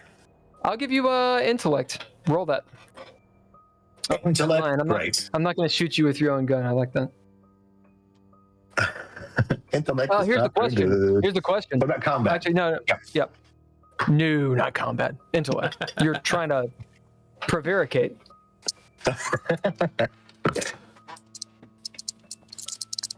You don't bite the hand that feeds. Oh shit. Okay, so can I put rimwise on this? Yeah. Then I make it. I got a 39 and it would have been a 46 with rimwise. Nice. As you say that to him, he kind of gives a nod to the guard. Here's the thing. It's in your favor that they're not pointing their guns at you.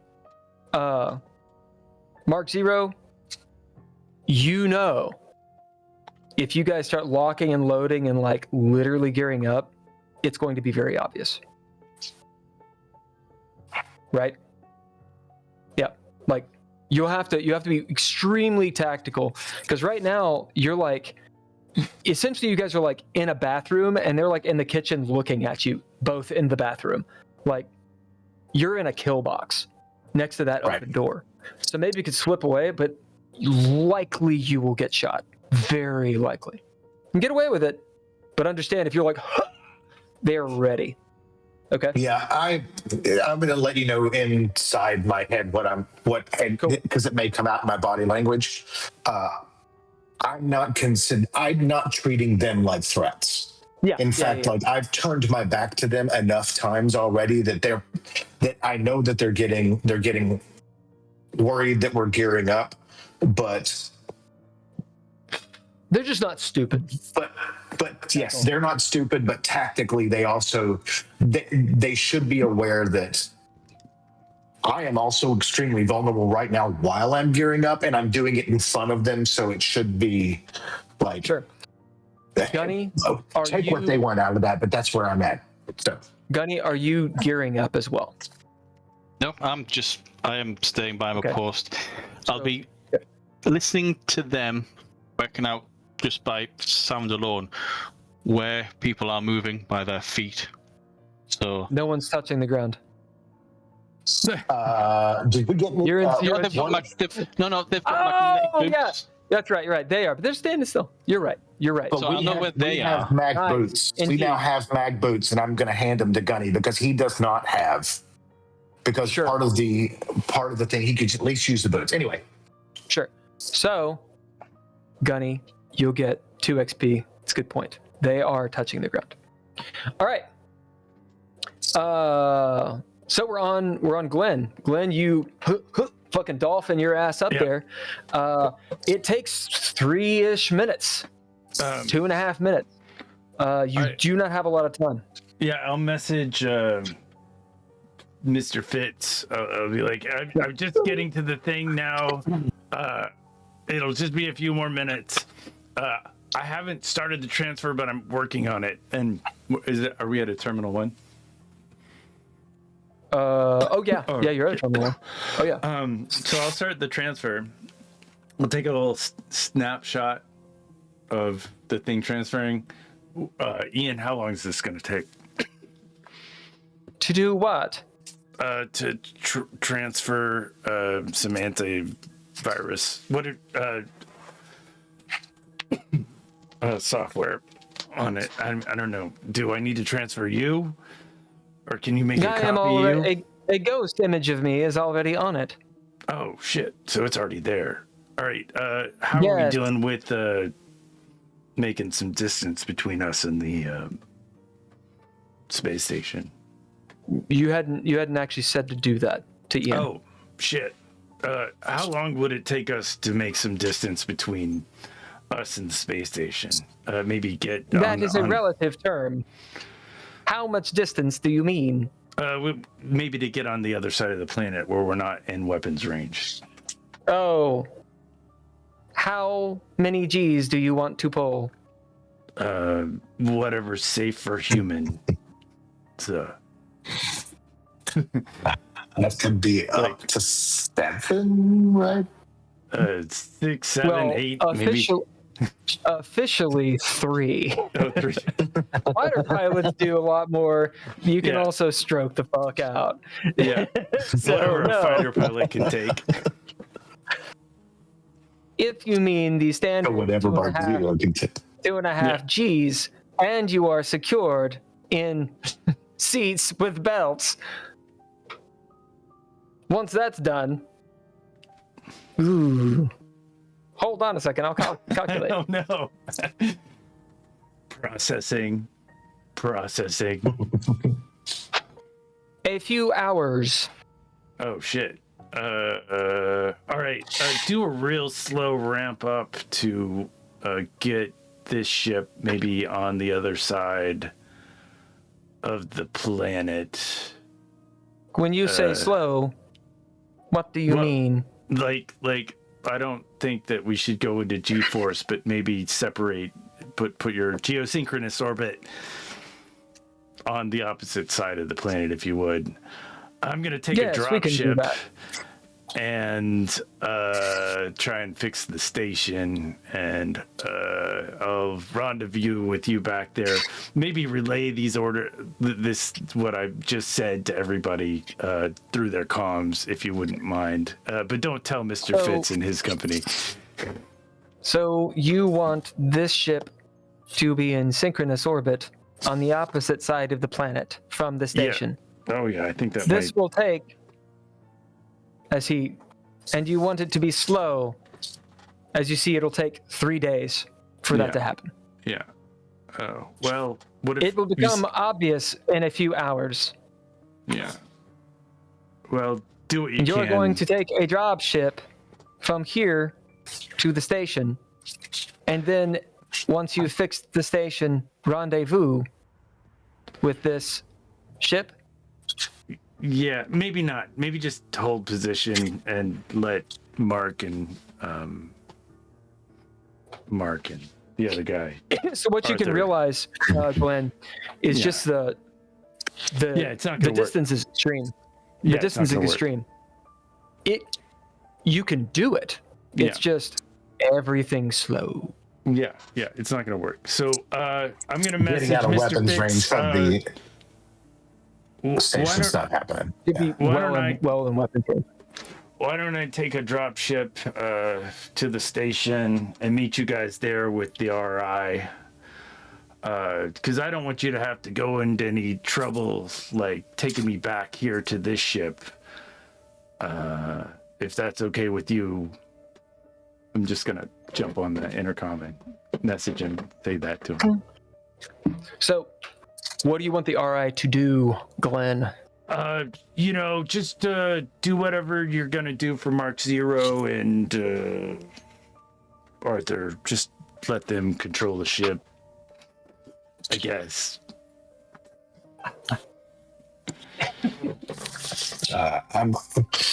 while we're waiting for Glenn Space to go out and come back, I'm floating right next to you, Gunny. While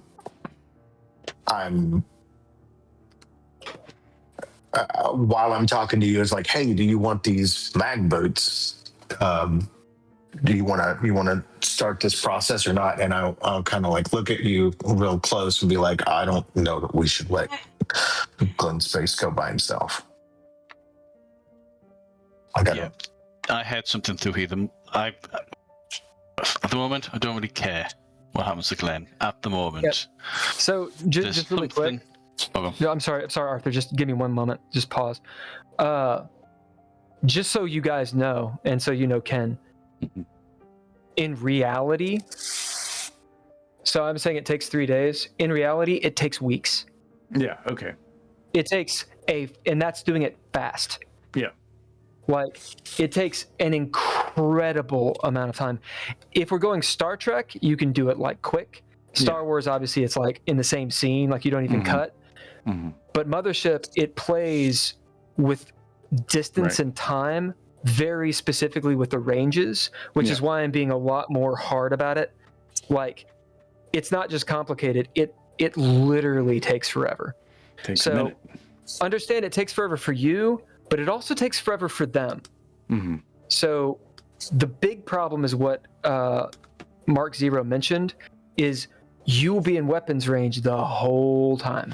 Right. So it's not a good it's not a good I'll just get on the comms and say, yeah, I'm gonna take a drop ship down to the station and fix their RI. I got the equipment.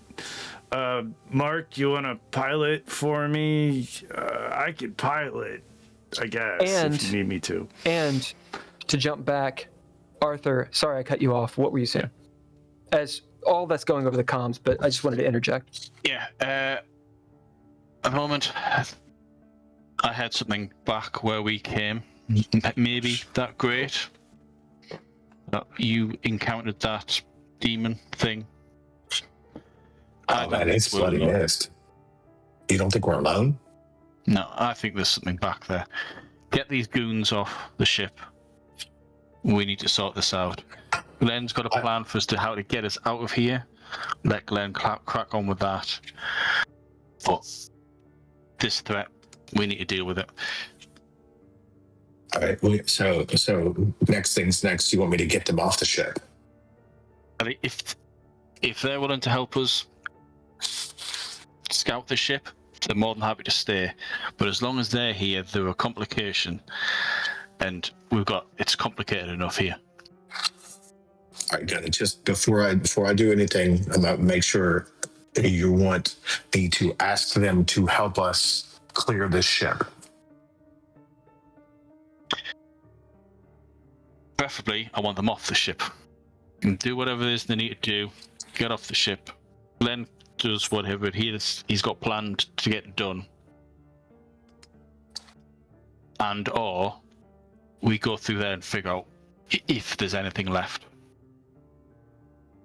Because if there's still one hostile out there, no one is safe on this ship. Yeah, and Jackson's on the ship. We can't leave him alone to get eaten. All right. So I turn around and look at the guys that are in the now defunct airlock. Yep. You hear under my breath, because you're standing right next to me, you hear me be like, what are you gonna say? I get over there. I was kind of like, I'm still holding my gun, but I'm not pointing it at anybody. I just push off and head towards them to go talk to them. Well, I can get over it if you want. I kind of look back at you and I'm like, I'm gonna head straight over to Fitz, or float straight over to Fitz, because right. We may have a situation. We may have a situation on this ship. You can either help us eliminate and make sure that this ship is now clean, or you can head off, crack on with whatever it is you need to do, and let us finish the job.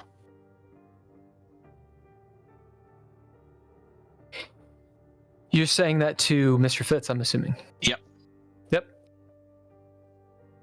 Glenn, Yep. you're still where you are. Have you moved? You going to the dropship? What do you I do? feel like I'm going to go to the dropship. Are the Your comms open? own Do I dropship hear or their dropship? our you own guys have dropship? you guys have your own comms, so you can hear Or everything if- they're saying. If you could send one of their pilots to fly the dropship, that would be fine. I don't know if they have multiple pilots, but I think it's good that that I fly my. I can fly it. It's fine. I'm good. It's okay, Glenn. Like I'll fly you. You think it's going to take time to get what you need? Like, if we're gonna go fix this thing, I want to fix this ship. But if you're gonna go fix their ship, I can get you there. Yeah, I don't know. Can I fly the dropship? I'm not a pilot. I mean, if you, I feel like I've been in space. you can try. Yeah, You can try. You know, I know. it's Industrial it's like equipment. it's like flying a helicopter. Yeah, So if you Yeah. got industrial equipment, you can kind of do it. But like, just because you can drive a car doesn't mean you can ride a horse, right? right, Like, right. it's actually it's not a general skill that everybody can do. Yeah, yeah, Can you make heads or tails of it? Sure. Is it dangerous? Yes. yeah. Well, Okay. maybe I'll message Mr. Fitz. You think maybe I could get one of your guys a pilot? Fitzel, as the intercom pops on, and Fitz is actually talking to Arthur at the moment. As Arthur, you've just said what you said. You see him considering for a second, maybe a little bit too long, actually. For a few seconds, he doesn't just answer. As the intercom bursts in, he'll press the intercom to talk to you, Glenn. We'll take you on ours. Well, how am I going to get back to I am the engineer for this ship, and Altalumo is like really dedicated to get to the next hop. This ship isn't going to go anywhere outside the system. This is, as you all are saying, the origination of this plague. I don't think this is where it came from. We're going to bring this ship in and have our scientists test it. Of course, no. you all being who you are, once you're cleared, we'll get you Sure. off the station to wherever you want to go. Right. But I this, thought I look that- over ship at is- Gunny thought the as he plague says came that, from- and I'm like, Sorry, what? I thought the plague came from the no. dead ship that you guys pulled in, and that where Don't it know came much from? about that. I just know what Gunny, he just kind of looks over at Arthur. Since you guys have been talking about Gunny, what Gunny over there said. Gunny. Out of character, have I actually made a mistake? Have I got two ships mixed up? well, in character, or out of character, I mean, the plague started like so out of character. We have some of the pieces on this ship, right? I forget their names because I wrote it down on a different thing. Here's the thing. But Here's the thing. You guys don't know. You don't actually know where the plague started. You have two suspicions.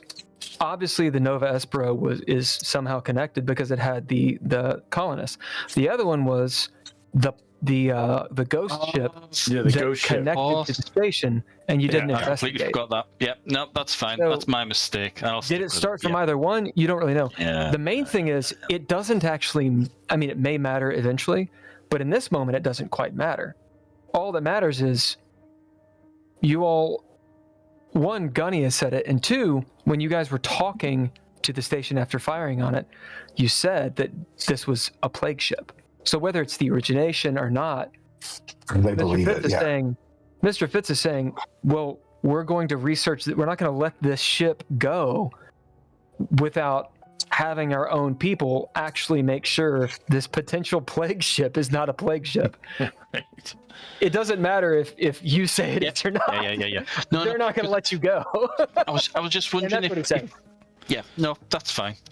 When Yeah. Fitz says that, I'll nod because he's not going to kill us outright. That's fine. If he takes the ship in, cleans it, whatever. All right. Well, I'll All I grab care about the. is everyone in the team survives and we can move on. What do you do, Glenn? I'll just grab the unit, the RI clone, and head down. Wait, before I do that, I'll lock Ian to only be controlled by one of three of us. Can I do Okay. that? One of three of you? Or No, wait, no. all To three of the you? crew, to Ivy Jackson, Mark Zero, and Arthur and you. Arthur. Okay. Cool. As you do that, Ian says, "Of course." You are hacking him. Yeah. Or are you asking him? I'm gonna hack him. Yeah. Yeah. You already have him hacked. You just put in your codes. He's like, "Ow," and you do it. And Okay. I'll As beat down. I'll speed down with Yep, the you gear do. as fast as possible. as the clock goes ting to 5 minutes. Looks good. All right. Fitz says, "Load up." As he's turning on his heel to leave, he hasn't really answered you, Arthur. So here's the question. Do you want them to stay and help you deal with potentially whatever's going on? Or are they taking Glenn and leaving? Now, I want to reiterate something. Lots of information has been said to various different people. If you have any questions, if you want to make any rolls, I would say this is a seminal moment. So, do they stay? Do you try to get them to stay and help? You let them leave? Any questions you want to ask, Ken? Don't deviate from that paradigm, and then we'll move forward. Have you had any luck with the outbreak on the station? Because I know that they were really hard to kill. I actually found a serum that kind of helps with some of that. He kind of nods, but the real question is, Yeah. does he stay or go? That's where we will want to stick with this. Yeah. But he'll talk to you about it. You know, Is there... it's just, I want to know if they stay or go, and then we'll get to that. Right. I'll stick with my guns. It's entirely up to him. He can do what he wants. Just let us know what he's going to do. But at the same time, thinking about what he's just said, how he's listed out series of events, as in the ship's not going to stay, their specialists are going to come, clean it, check it, blah, blah, blah, blah. Does that ring true with known military procedure?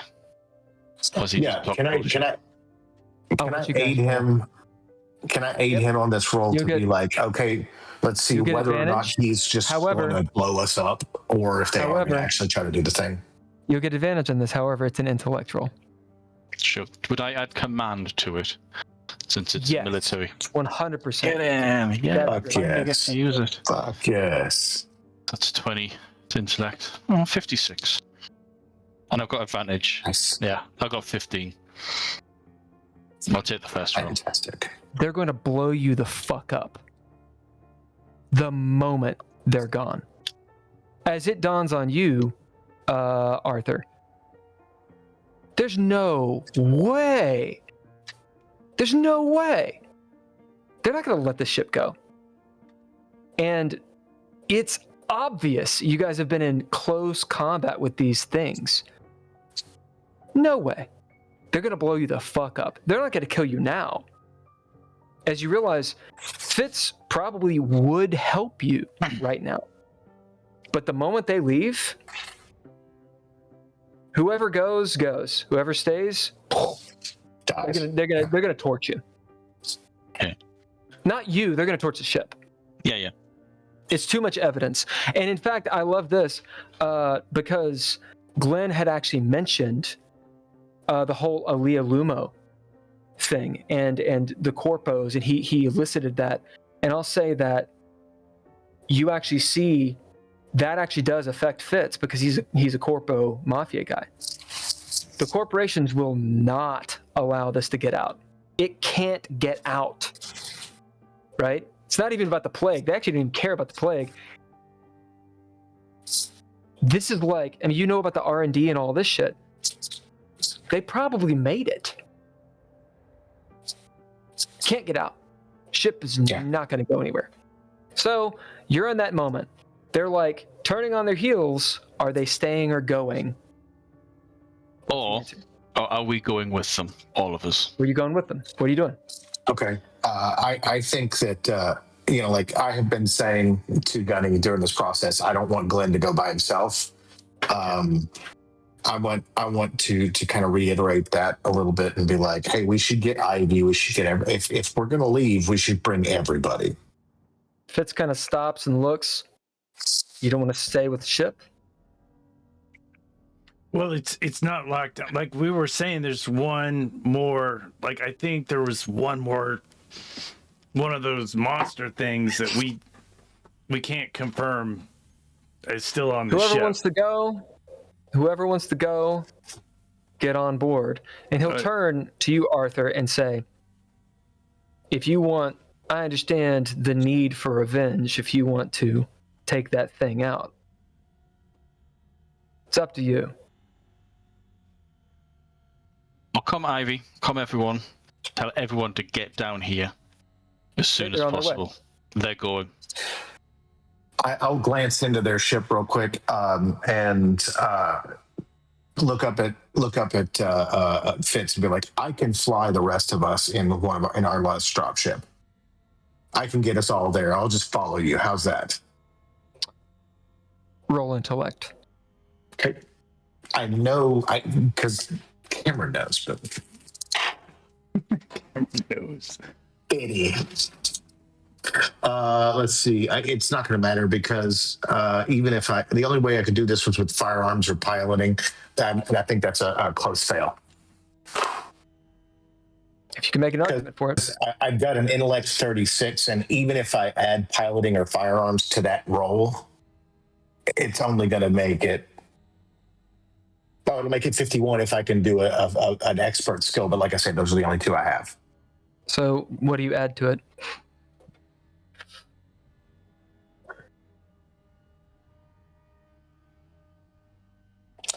I'll add to it that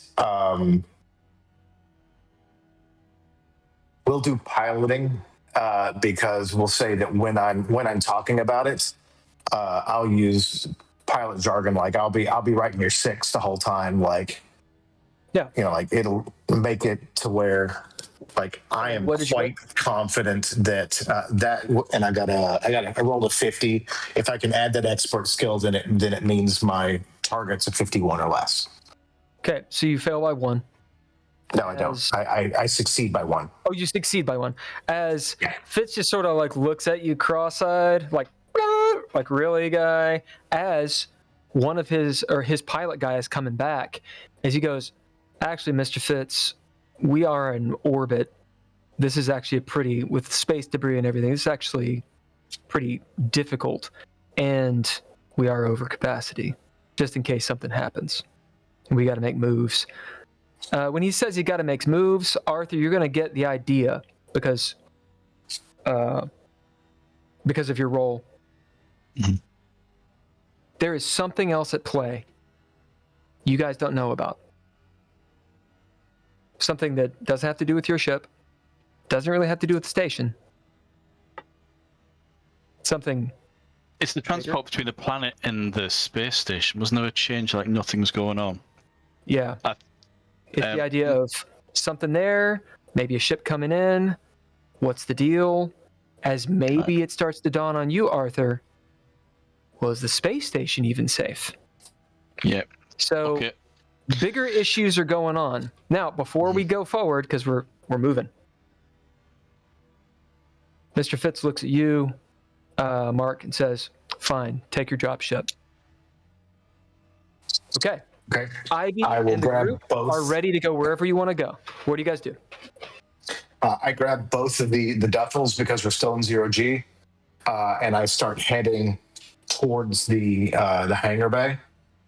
And I'll just go on and I'll get in touch with Ivy just over our comms and be like, all right, get everybody to the dropship. Anybody who can help me get Jackson out of med bay. I'll be doing that. We need to evacuate. I'll get. Let's go, Jackson. people. Let's go. Okay, so Arthur, Glenn? you're going to get Jackson? Yeah, Yeah, before I I'll go help though. with Jackson. Yeah, before 'Cause I I go. can actually If me and you were helping, I Yeah. say, yeah, Glenn. Safest ship for you will probably be their ship. You're still a civilian, and whatever shit we're caught up in. I know when you I get don't caught in think the it's a good crossfire. idea to break the party up, but we can do it. No, but this is in character though. I'm just saying, genuinely saying, it'll be safer for you to go with them, but you can go wherever you can stick with us if you want, but Would it be Head safer over. for me to get in on their dropship with those guys? Do you think I should do that? Is that what you're saying?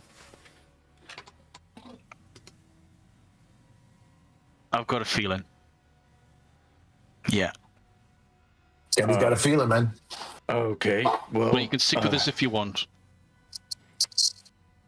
I mean, we've been through so much the last couple of years. I don't really feel that comfortable around a bunch of corpos. Okay. Okay, fine. I got Good. something they Right. need. I got something they want. Whatever happens, I just. Oh, that's a I got good a weird idea, feeling Gunny, about because this. if we've got what they want, then I'm already out of the room from where this. I'm on our things because I'm traveling. So that's a good idea, Gunny. Like, they won't just shoot us out of the sky if we have something they need. Are you able to download all of Ian?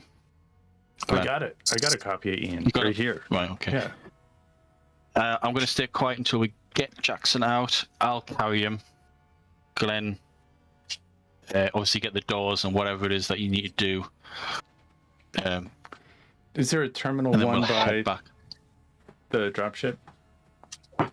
There is a Terminal 2 in the in the thing, but right next to the hangar bay is the cockpit, where there is a Terminal 1.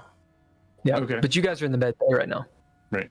Let's go quick. The only person in the hangar is Mark Zero. Which Mark Zero, you're there. I'm assuming you're hooking up the revving up the engine on the dropship that's not screwed. Yeah, I got all of our gear and stuff that I'm not already wearing. I've got it up next to me in the cockpit because I need access to it. And I'm prepping the ship. Yeah, I've told everybody that we need to go.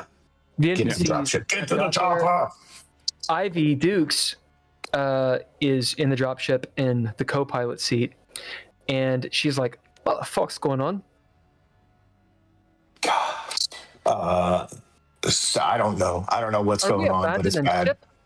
ship? We're abandoning ship. Like, I don't know. I got a bad feeling about this. I think that this whole thing, we can't get out of weapons range. We can't fight in this ship. Aye, but all these people. I mean, they're the AOS colonists, but They're all AOS colonists. We know that they're all tied up in this somehow. I'm gonna. Glenn, go on. Let's get our people off. I'm What gonna about message Shrews? Mark Zero as we're bringing Jackson's body up. Yep. You should program Ian to do like a long loop. Have him hit full acceleration as soon as we're off, and maybe have him come back. And a week, is that enough time, or a day? I don't know, but just give it all. Just say and we'll just say it's like a technical failure or something with one of the engines. As soon as we're off, have that ship fucking make a big fucking loop and come back to geosynchronous orbit on the opposite side of the station, and then we'll try and figure out a way back on. Because we can't take the G's, but you'll have to program it. Yeah, as soon as I get to a terminal 1, I'll try that. As Ivy, as you guys kind of cut off, Ivy will look over at you, Mark. She says, "It's actually not a bad idea. I mean, they've already had problems with their AI or their RI. The ship's been pretty banged up." All right. Can you finish pre-flight and I'll work on a route She nods. with the. All right. She starts doing the thing. As you guys are moving your way up, Mark, where are you going? I will, because there's a terminal 2 which I can get to right outside the ship. Yep.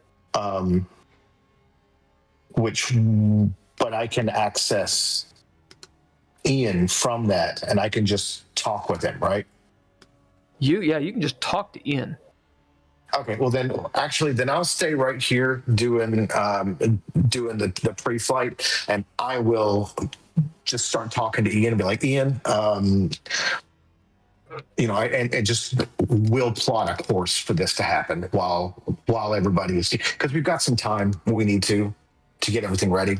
And I'll just be talking to him, and he'll give me, hey, what about this route? And I say, yes, okay, maybe check this here, and we'll figure it out. So figure out what you want that to be. As Arthur and Glenn, you're about, you're almost to the hangar bay. You're carrying Jackson. He's giving you the cryo thumb or the stasis thumbs up, like autonomic. He's out of it. As you're getting him up there, his arm is like half built, As Glenn, you get a little ping in your comm. It's Ian. I thought you should know one of the exterior cameras has gone out and malfunctioned. Oh, that's not good. On the dorsal side that. of the ship. Now, this is to Glenn only. Mm-hmm. Right. I'll Kind of as a message side plot. Okay. I'll message everybody. It's like, I think that creature that got the Mark Zero is still doing something, or somebody's doing something. As you're sitting there with Ivy in the dropship, and you hear cling, clang, cling outside in the hangar. As Ivy, I'll go check. She gets up. Okay. And goes out the ship. I stop her. I say, you finish pre-flight. She kind of shrugs. And I've got one. Well, let's see which one. Let's say I've got the fucking machine gun. Fuck it. Okay. All right. Okay. And I do that real quick, and that's fine. I'm a big man. You hold on 2 hands. All right. Have you seen the picture I drew of him? I'm a big man. All right. All right. Are you walking or are you floating? I'm floating. I've got 0 G, so I I get out there and I want to, I'm grabbing onto, door handles and shit like that. I'm not going to be like out in the middle, like, hey, I'm a target. But I am. Yeah, you get outside of the ship. You see smells like, oil in here and drop ship fuel. You can hear south. You see that door where they're coming from. It's open, and you can actually hear them and see some of their shadow playing as they're bringing Jackson up. Not quite in sight yet, but you can see them. They're within shouting distance. In here, lights are low, as they always have been. Here and there, the flicker. And of course, the big bay door, the cargo bay door. Cargo bay. Yes. So in this moment, what are you doing? I'm scanning for targets. Where is everybody? Is Sharice here? Is Ivy here? They're all, so Ivy's in the dropship in the cockpit. Sharice, Roger, all them, they're in the dropship. Okay. Like all locked in and loaded, and I'm at the back of the dropship right at the door, and I look back at them. I was like, "Did any of you bring booze?" Roger looks up. There's booze. There's booze on the station. I drank all mine. I won't lie, I went into one of your rooms and drank what was of it hidden. You didn't hide it very well. You son of a... I have a big fucking gun. I walk out of the ship. I'm pissed. So you use your now I'm on a mission. Tang. Yeah, now I'm on a mission. I'm going to take the fastest route to do this. So if that means turn off the boots and jump, whatever. Okay. But tell me which one you're doing. Okay, so I am stepping out of the back of the ship and I'm covering the whole area. I'm looking for hostiles. Anybody that's not people we know. It's about that time that Arthur, you see him come out of the south, as well as Jackson and then Glenn. So you guys are at the base. You see the dropship up off to the right, and exactly that scene with Mark Zero in this Haas machine gun, looking around at the corners. On our way there to the med bay and on our way back, have we passed any of the 3 bombs that I'd set up in case hostiles were moving through the ship? So I want to collect them and put them somewhere else. If that's the case, then we'll actually delay you guys from getting into the hangar. But you can do that. Yeah, I want to do that. Sure. Okay, you guys have not come out into the hangar then. So I'll push Jackson ahead. I got this. Okay, so you're pushing. You're pushing Jackson ahead. I got space. I got 0G. I can give him a good shove. And actually, I forgot about the 0G. Glenn, if you want to do the carrying, and I'll do the collecting, then we can both speed up a bit more. You're going to be getting your bombs, detonators. So here's a question for you two: do you split up? Yes, I want to. Okay, so Gunny, you're lagging behind. Yeah. Glenn, because you got 0G and all that shit, you can be in the hangar if you want. Yeah, I'd like to be in the hangar because I need to program. I need to program Ian. Okay, as you get into the hangar, so that's the person you see. Arthur, you're gonna be heading towards the reactor. Oh, you're going to the reactor, right? Yeah, so you go the opposite way. Direction. Okay, so Arthur, you are going south. You're in the reactor, looking around. Mm-hmm. It was good to know you, sir. As you find one of the bombs, you get it. Yeah.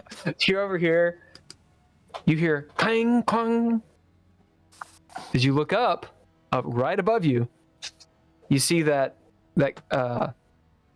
grid, that grate, just kind of move as it goes clang, clang, clang, clang. 30 feet up. Okay. All right, I'm gonna... for a second. I am pissed off. I need to jump real quick because what I want to do is what was the guy's name? Roger? Mm-hmm. I pull him out of his harness and I say, and I point him towards the captain's cabin. Okay. And I say, raid, bring all of the booze. I'm not dying fucking sober. Go. Hey. Go. Okay. Fast. As he goes up that way. Awesome. And I am going to then be covering the back of the dropship the rest of the time. Okay. Back to them. Arthur.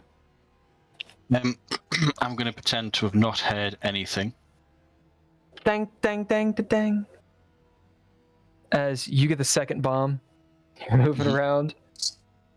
All right. I love this.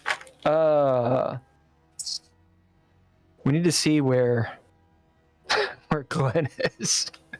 All right. Okay, there's Glenn's back. All right, Glenn. So you notice that Roger gets out of the dropship. Little exchange between him and Mark Zero as Roger goes on ahead up north towards the command module. What do? You're in the hangar. I'm gonna bust my ass towards the nearest terminal one. So that's just one up? Yeah, and program. Yep. So you Ian pop up with there. that maneuver. You're not very far away from Roger. He's sort of cursing to himself as he goes on ahead of you. You get, where the botany and all that bullshit is. You get over where Terminal 1 is. You see that Mark Zero and Ian have already actually laid out a main thing, a main flight path, but you need a Terminal 1 to actually engage it. Yeah. So you give Ian the clearance to control the ship? We probably don't have a lot of time, so I'm gonna set a little timer for this. Just enough Ian time will actually tell you. Yeah. Ian will say, if you give me control of the ship, I can do it whenever you wish. Oh, yeah? Yeah, I'll do that, I guess. So you're going to give Ian control of the ship? No. Ian, I love you, man, but I need everything to happen at the same time. You don't trust me. I do. I totally trust you. Just give me a minute. I want to make sure. I want to double check the math because sometimes the math isn't right. As you mess around and you put it on a timer, you can also make it to where Ian can only control it this once. But it's up to you. Timer or that. Which one do you want to do? Let's do this once. Okay. He can activate this flight plan. Yeah. Okay. I'll give him parameters to do this thing. Okay, so you're there. Roger's in the command module. Mark Zero is in the hangar, and Arthur is in the reactor. Yes. Okay. Now, and Fitz and them are completely elsewhere. I need some D6s. Okay, so everybody roll a D6. 1. 5. Wow, that's spectacular. 1, 1, 5. Okay, so there's my randomization. All I needed. Excellent. You can each make a roll. It's whatever roll you want. Something is about to happen. Okay. I would like just to tell me make a before you combat. roll, you have to tell me what you're rolling. Sure. I would like to make a combat roll with my firearms. Yep.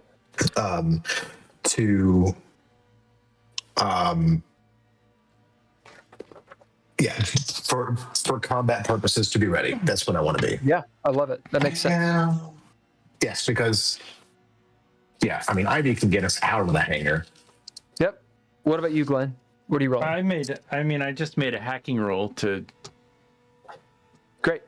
make sure that I'm really cued in with Ian. Yep. And Arthur? I'm going to make a combat command because I'm going to send a message to Mark to say, get yourselves ready to go at any moment. I love it. The back of my mind is, go on. Yeah. No, hit it. If it's with me, they can get away, and if it's with them, and they can hear on the comms, fingers crossed, I can lure them away from those guys. Because it's going to be obvious to Mark that he knows I'm going to do something when I say, you get yourselves ready to go at any moment. I love it. Okay. If you haven't rolled, go ahead and roll. If you already did, it's fine. Tell me success, failure, and all that good stuff. 20 out of 69. Nice. What about Glenn? I got a 59, but I used my intelligence and hacking, so I succeeded by 6. Nice. Arthur? 28 out of 70. God damn. As you guys are all very ready, Glenn, you want to roll for Ivy Dukes? Sure. I want to say she's got a 40. That's a 38. Oh, yes. Speed and piloting, or I don't know if she has piloting. I mean, she might. Let me see. Yeah, she definitely has piloting. You said, what was it? 38. It's exactly her score. 38. Okay, good. As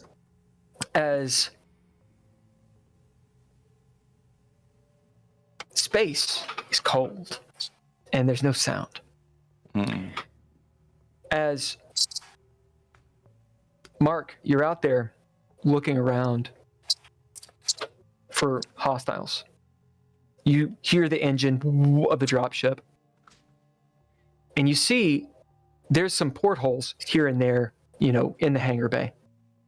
You see from the port side what looks almost like a flash of lightning. Like the kind of thing where it draws your eye and you wonder, was that lightning? And you see it again as it sort of like casts the dropship shadow hard against the wall. Is this inside the hangar or outside the hangar? Outside the hangar. Okay. Ivy, she comes on the comm.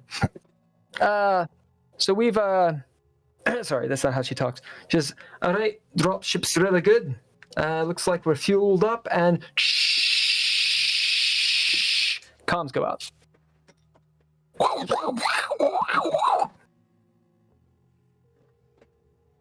Glenn, you're sitting there at the terminal, checking your hacking and such. It's locked in.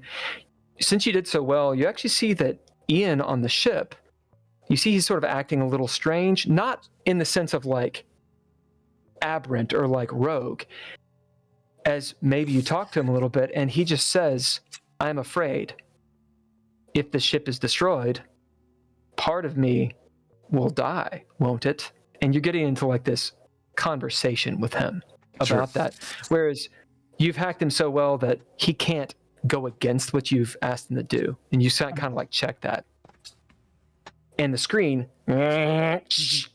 goes off. No shit. As the lights go off and come back on in the safety, all the little weebles and stuff go out for a second. You hear Roger up in the command deck because he's like a floor and a half above you. He says, what the hell's going on? Everything just turned on. I'm in the dark up here. Arthur, you're down at the reactor. Maybe like ignoring that grate as you get the last bomb. Is there a breeze? Not yet. Okay. I'm just hooking up these bombs then. Unhooking the bombs, yes. Not yet. Just give it a second. It's coming. Give it a second. It's coming. Take a second. As you're sitting there, totally unaware of what's going on. As the entire room goes dark. A red light from the reactor comes on as the safety systems to contain the reactor and the FTL, the warp core, turn back on so it's not going to explode. Red light really low in here. Like almost you can see just in front of your face, and your bomb and such. Torch. Just get your torch out. Looking around. Check your comms. And you hear where the airlock is. The sounds of not shouting yet, but of a little bit of disarray. It's sort of unintelligible, but you hear Fitz's voice. Oh my God. Quiet. Yeah. I'm going to mutter. Oh, God damn it.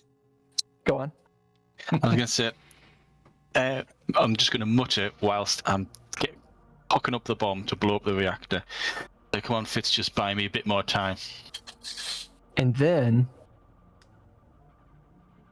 what are you doing from above you? As you look up, Do you? Oh look no, up? no, I am cooking up the last of these bombs. Oh, There's a breeze. There's a breeze, like a breath on your neck.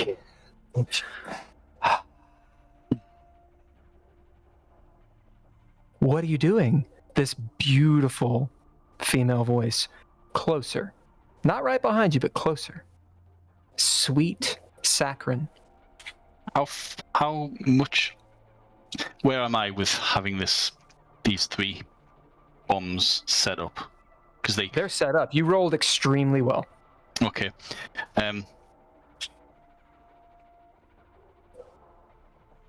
What am I doing? What are your intentions? Just to survive and give glory to Nyx. So, if we can send this ship straight to Nyx, I can do that. So you can survive on this ship and head to Nyx. Will you let the others go? The voice is way closer, although not right on you. Yes. But what would 3 bombs attached to the reactor help?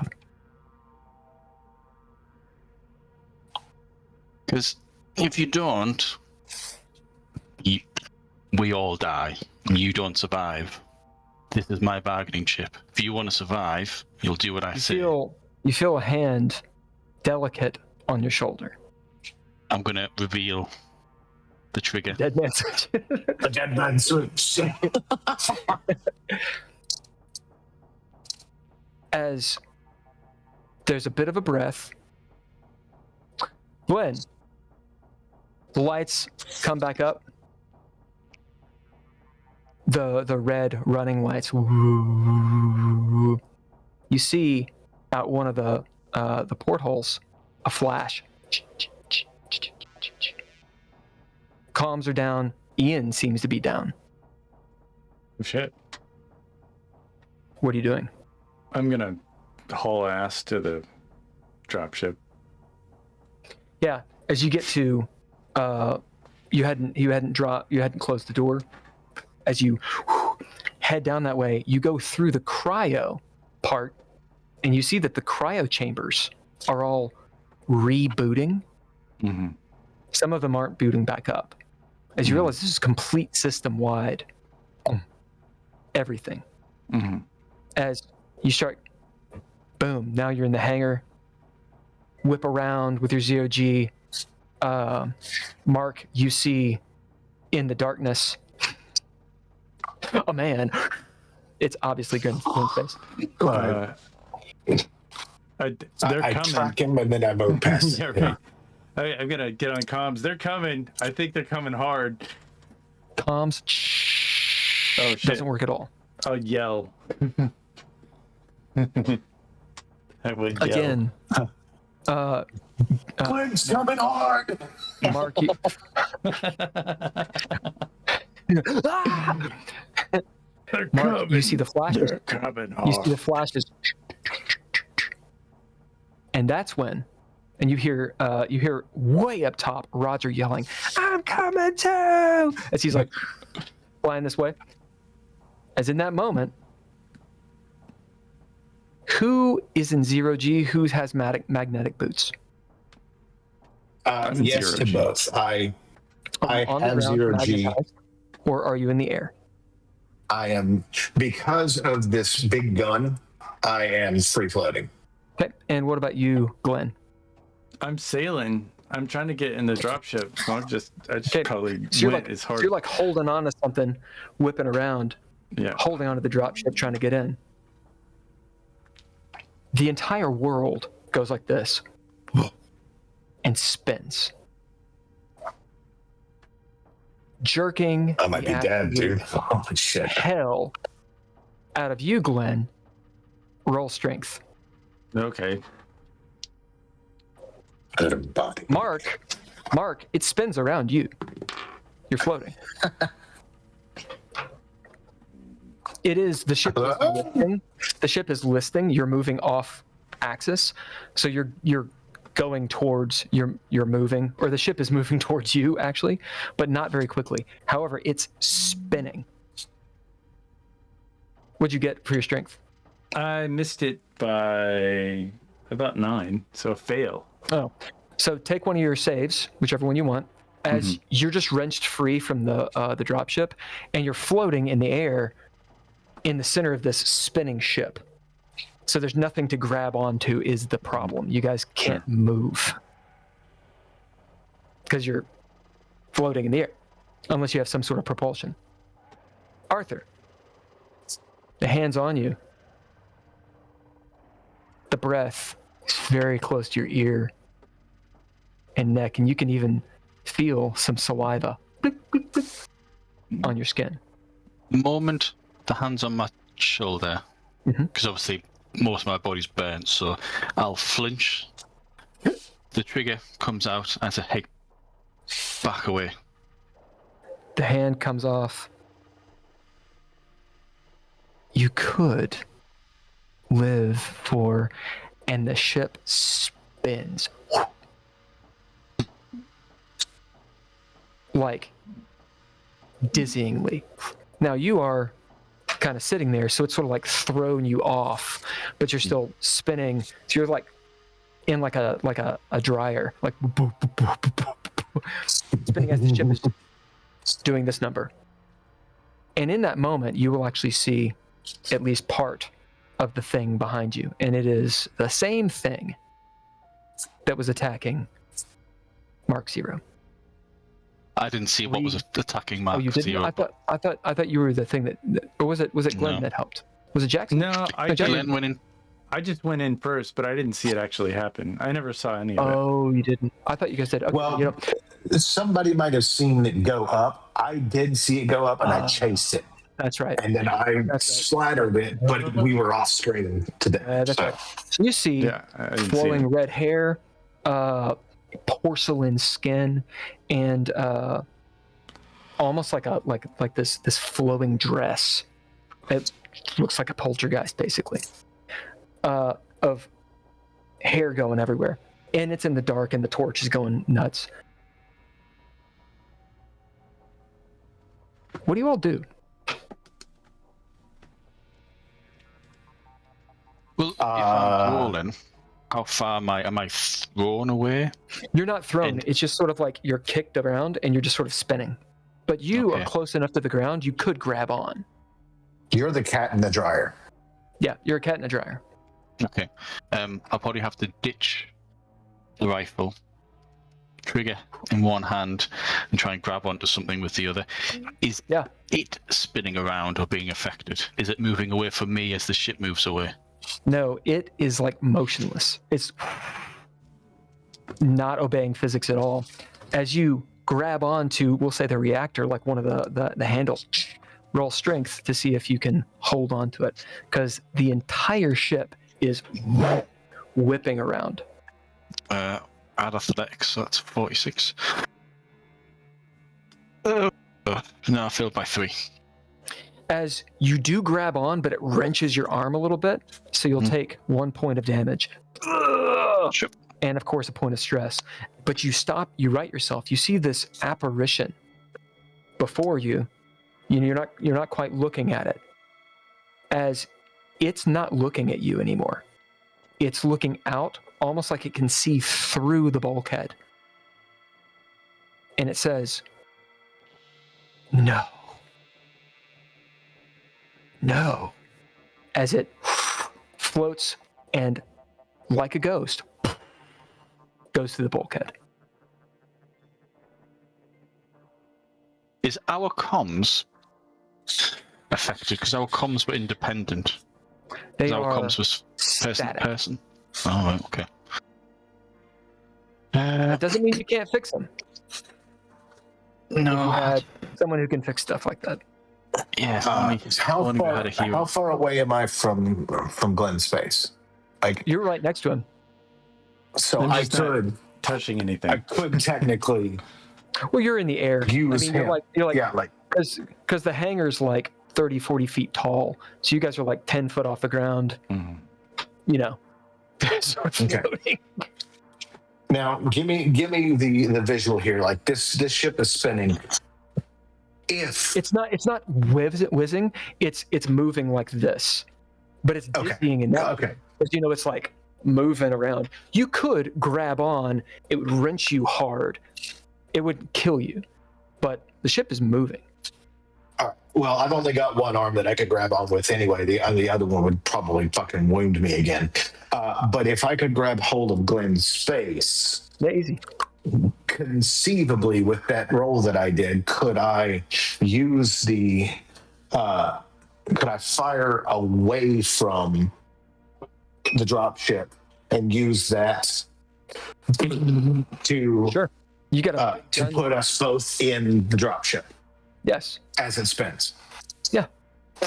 Okay. Because the dropship is spinning too, so you can angle in if you want. Yeah, I'm basically going to use us as the projectile and fire backwards. I love it. Glenn, do you let him hold on to you? Sure. Okay, make your roll. Can I? Oh, I was saying with that other roll that I used, but that's fine. I'll make another roll. I'll even help because I kind of think what he's doing. I'll even You grab got- his you got arm zero G? and like Yeah. help Cool. him along. You know. All right, so All right, so this is going to be speed. speed, gotcha. Then can I throw piloting on this or firearms? It doesn't matter. Piloting works. You're piloting your I am piloting myself. Technically, I'm piloting Glenn's face. you're piloting Glenn's space. He's the vehicle. I'm just.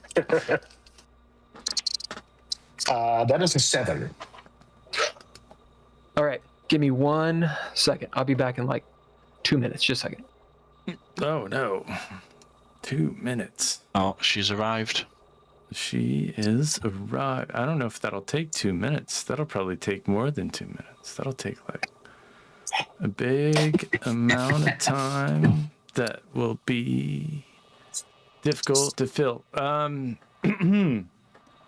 Yeah, I bet we're all kind of like in the middle of stuff.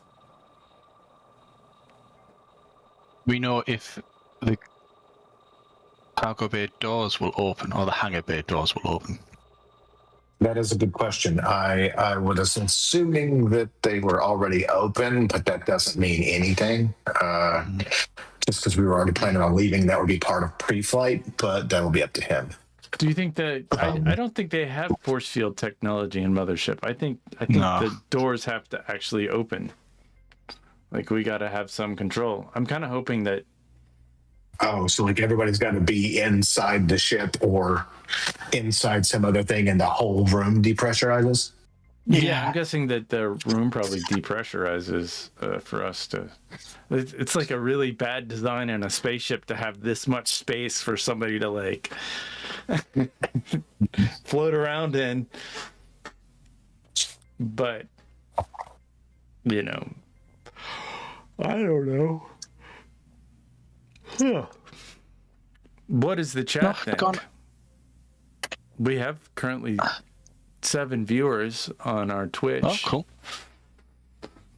What do they want to see us do? They want to see us. Yeah. Any helpful suggestions? Any helpful suggestions on this conundrum? Because I think we're all pretty We stumped. can cheat as long as Bill's not here. Yeah. Let's table talk a little bit. Roommates are the best. Troops. We need more troops.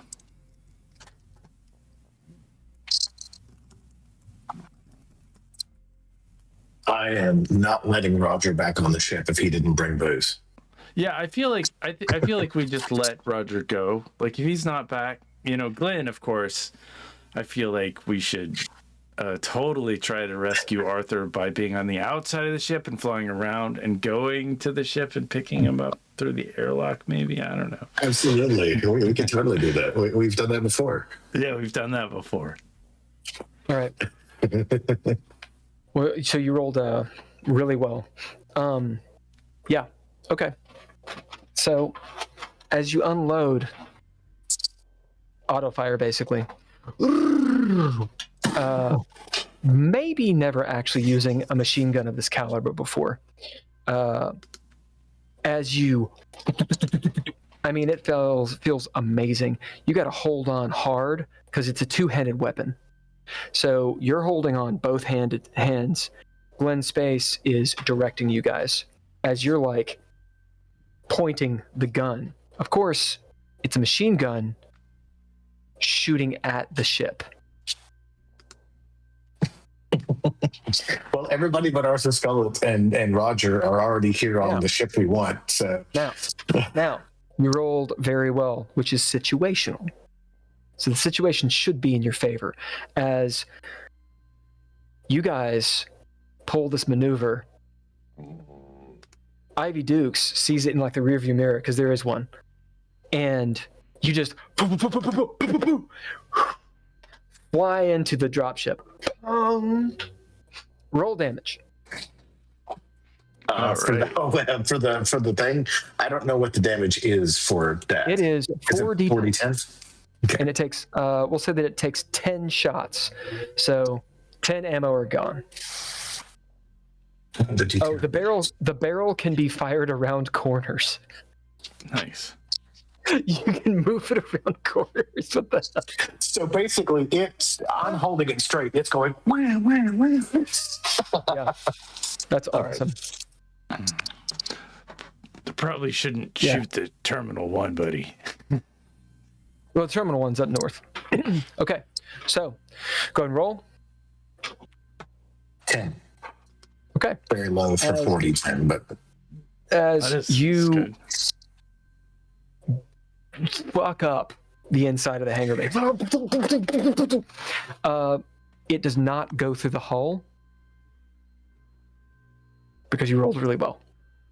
But you see like bare metal, like of the hull, and like it's all like bruised and messed up and whatnot. As you guys go into the dropship, Ivy turns. What's going on? What's with the comms? Where's everything's fucked. We're spinning. We had a reset on the computer for some reason. A reset? I think all of the little cryo people are now gone. What could have caused that? Are now waking up. I'm sorry, not gone. They're waking up. Where is I'm Arthur? gone. It's been a long freaking day. She messes with the thing. Can you fix this? Glenn, can you fix this? I can try. Work on it. Do it right now. Like I'm still at the back. Yeah, I get myself back up. I'll patch into the dropship and see if there's like a low level different frequency that we can use the dropship battery to. As you attempt to patch in, you see that there's no signal. It's been like scrambled. Like they're not dead, but it's like they've been fried. Like and shut down. So you've got to do something. Is this like a jamming frequency, or is it more of a like everything just got fried? He's got to roll and figure it out. Yeah, I'll troubleshoot. Do it. With my computer Put on your cowboy hat. It says mechanical repair. As Ivy jumps up, unlocks her seatbelt, grabs a gun, and heads out. As the ship, I grab her by the back of her collar or whatever I can grab hold of, and I'm like, "Where are you going?" We're going to get Arthur. Arthur's on his way. She looks at you. She says, "I'm not leaving him behind." Neither are we. Fuck. As I turn to Charisse. I'm like, "You stay here. We'll check it out." Oh, I'm not going anywhere. I look over at you, Glenn, and I say, "Don't let Roger on if he doesn't have booze." And I go with Ivy. All right. As you and Ivy go south. Why don't we do the airlock thing so we don't have to go through the ship? So we're on the outside. Ivy, Mark. Well, the last I know, real quick, just an information check. They have not left. Correct. The Oh, they have other left. ship is still As docked. far as you know, they're still on the airlock.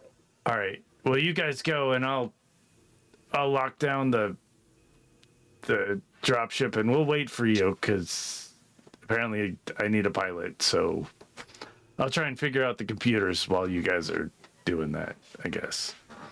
Get us our comms back. As you guys, Yeah. you two head down. Does Ivy have a 0G? I will be able to tell how she moves. Very good. Yeah. Okay. Not as good as you, but very good. Glenn, go ahead and make your roll.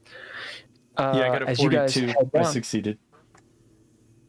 you can tell it's going to take you a few minutes to get these up as you realize what has happened.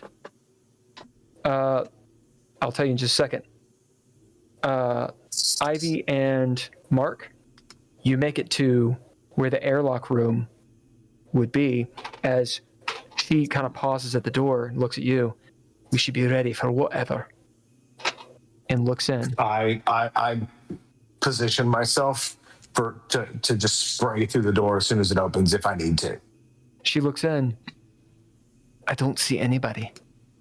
As you guys are now, so the ship is spinning, but since you've attached yourself to it and are now moving, the ship is not spinning for you.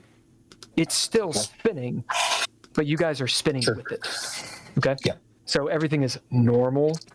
So is it spinning enough to give us a little bit of gravity, or is it? It's not that hard. It's not spinning that hard.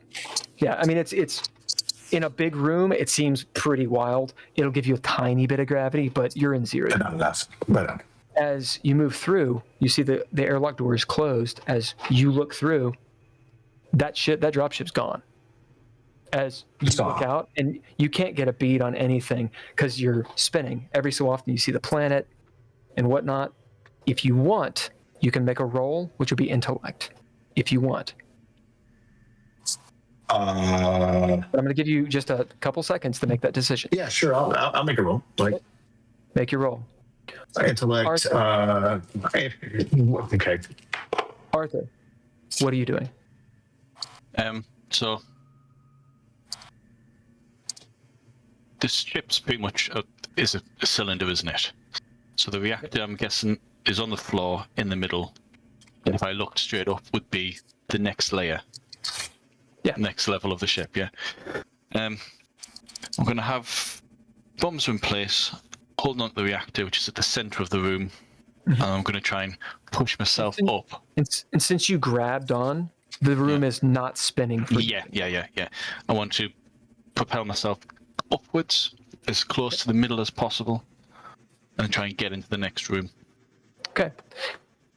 Glenn, as you're tooling around with these, you patch into the actual drop ship for a little more power, you tool around with this and troubleshoot. You realize what's wrong. The only thing that could have caused everything to drop like that is a very powerful EMP. Or multiple. Sure.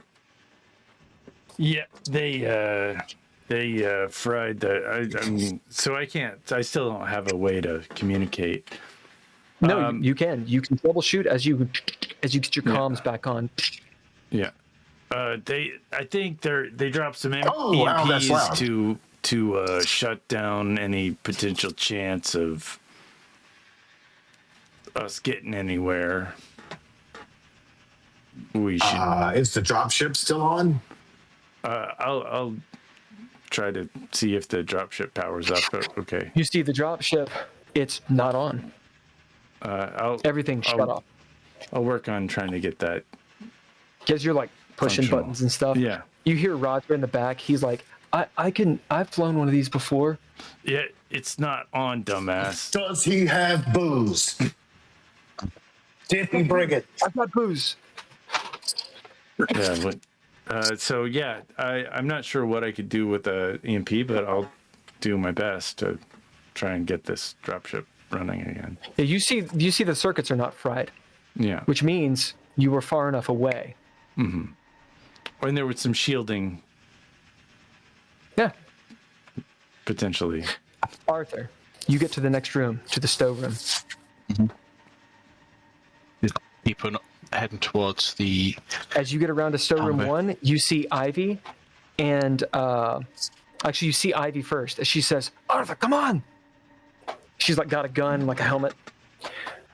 What did you roll, Mark? I rolled a 28, which is a success. As you're sitting there, trying to see, you see the planet going, and through the haze, and the disorientation. God damn it! Sorry. Through the disorientation, you notice something else, and it takes you a few rotations to notice.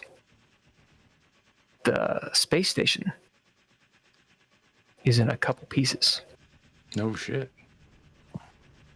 You see the ring broken. You see the barrel, like part of it venting a huge plume of plasma as it's like obviously moving into a lower orbit, not of its own volition. And you see ships firing at it and it firing back as the station is under attack. That's where we're going to end.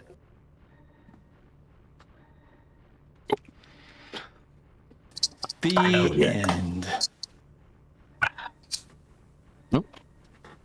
Not destroyed, but under attack. So long as the barrel's together, you're good. But those rings, Yeah, not great. there's at least one ring that you could save people on, but yeah, that's up to you. Okay. One ring to rule them all. One ring to rule them all. One ring to find them. Okay. All of you roll D5 or D10. Sorry, a D5. Wait. I rolled a 5 on the D10. Okay. What about the rest of you? I got 3. Well, 6. I rolled a Goes out 1, 3. so I got a 0.5. No.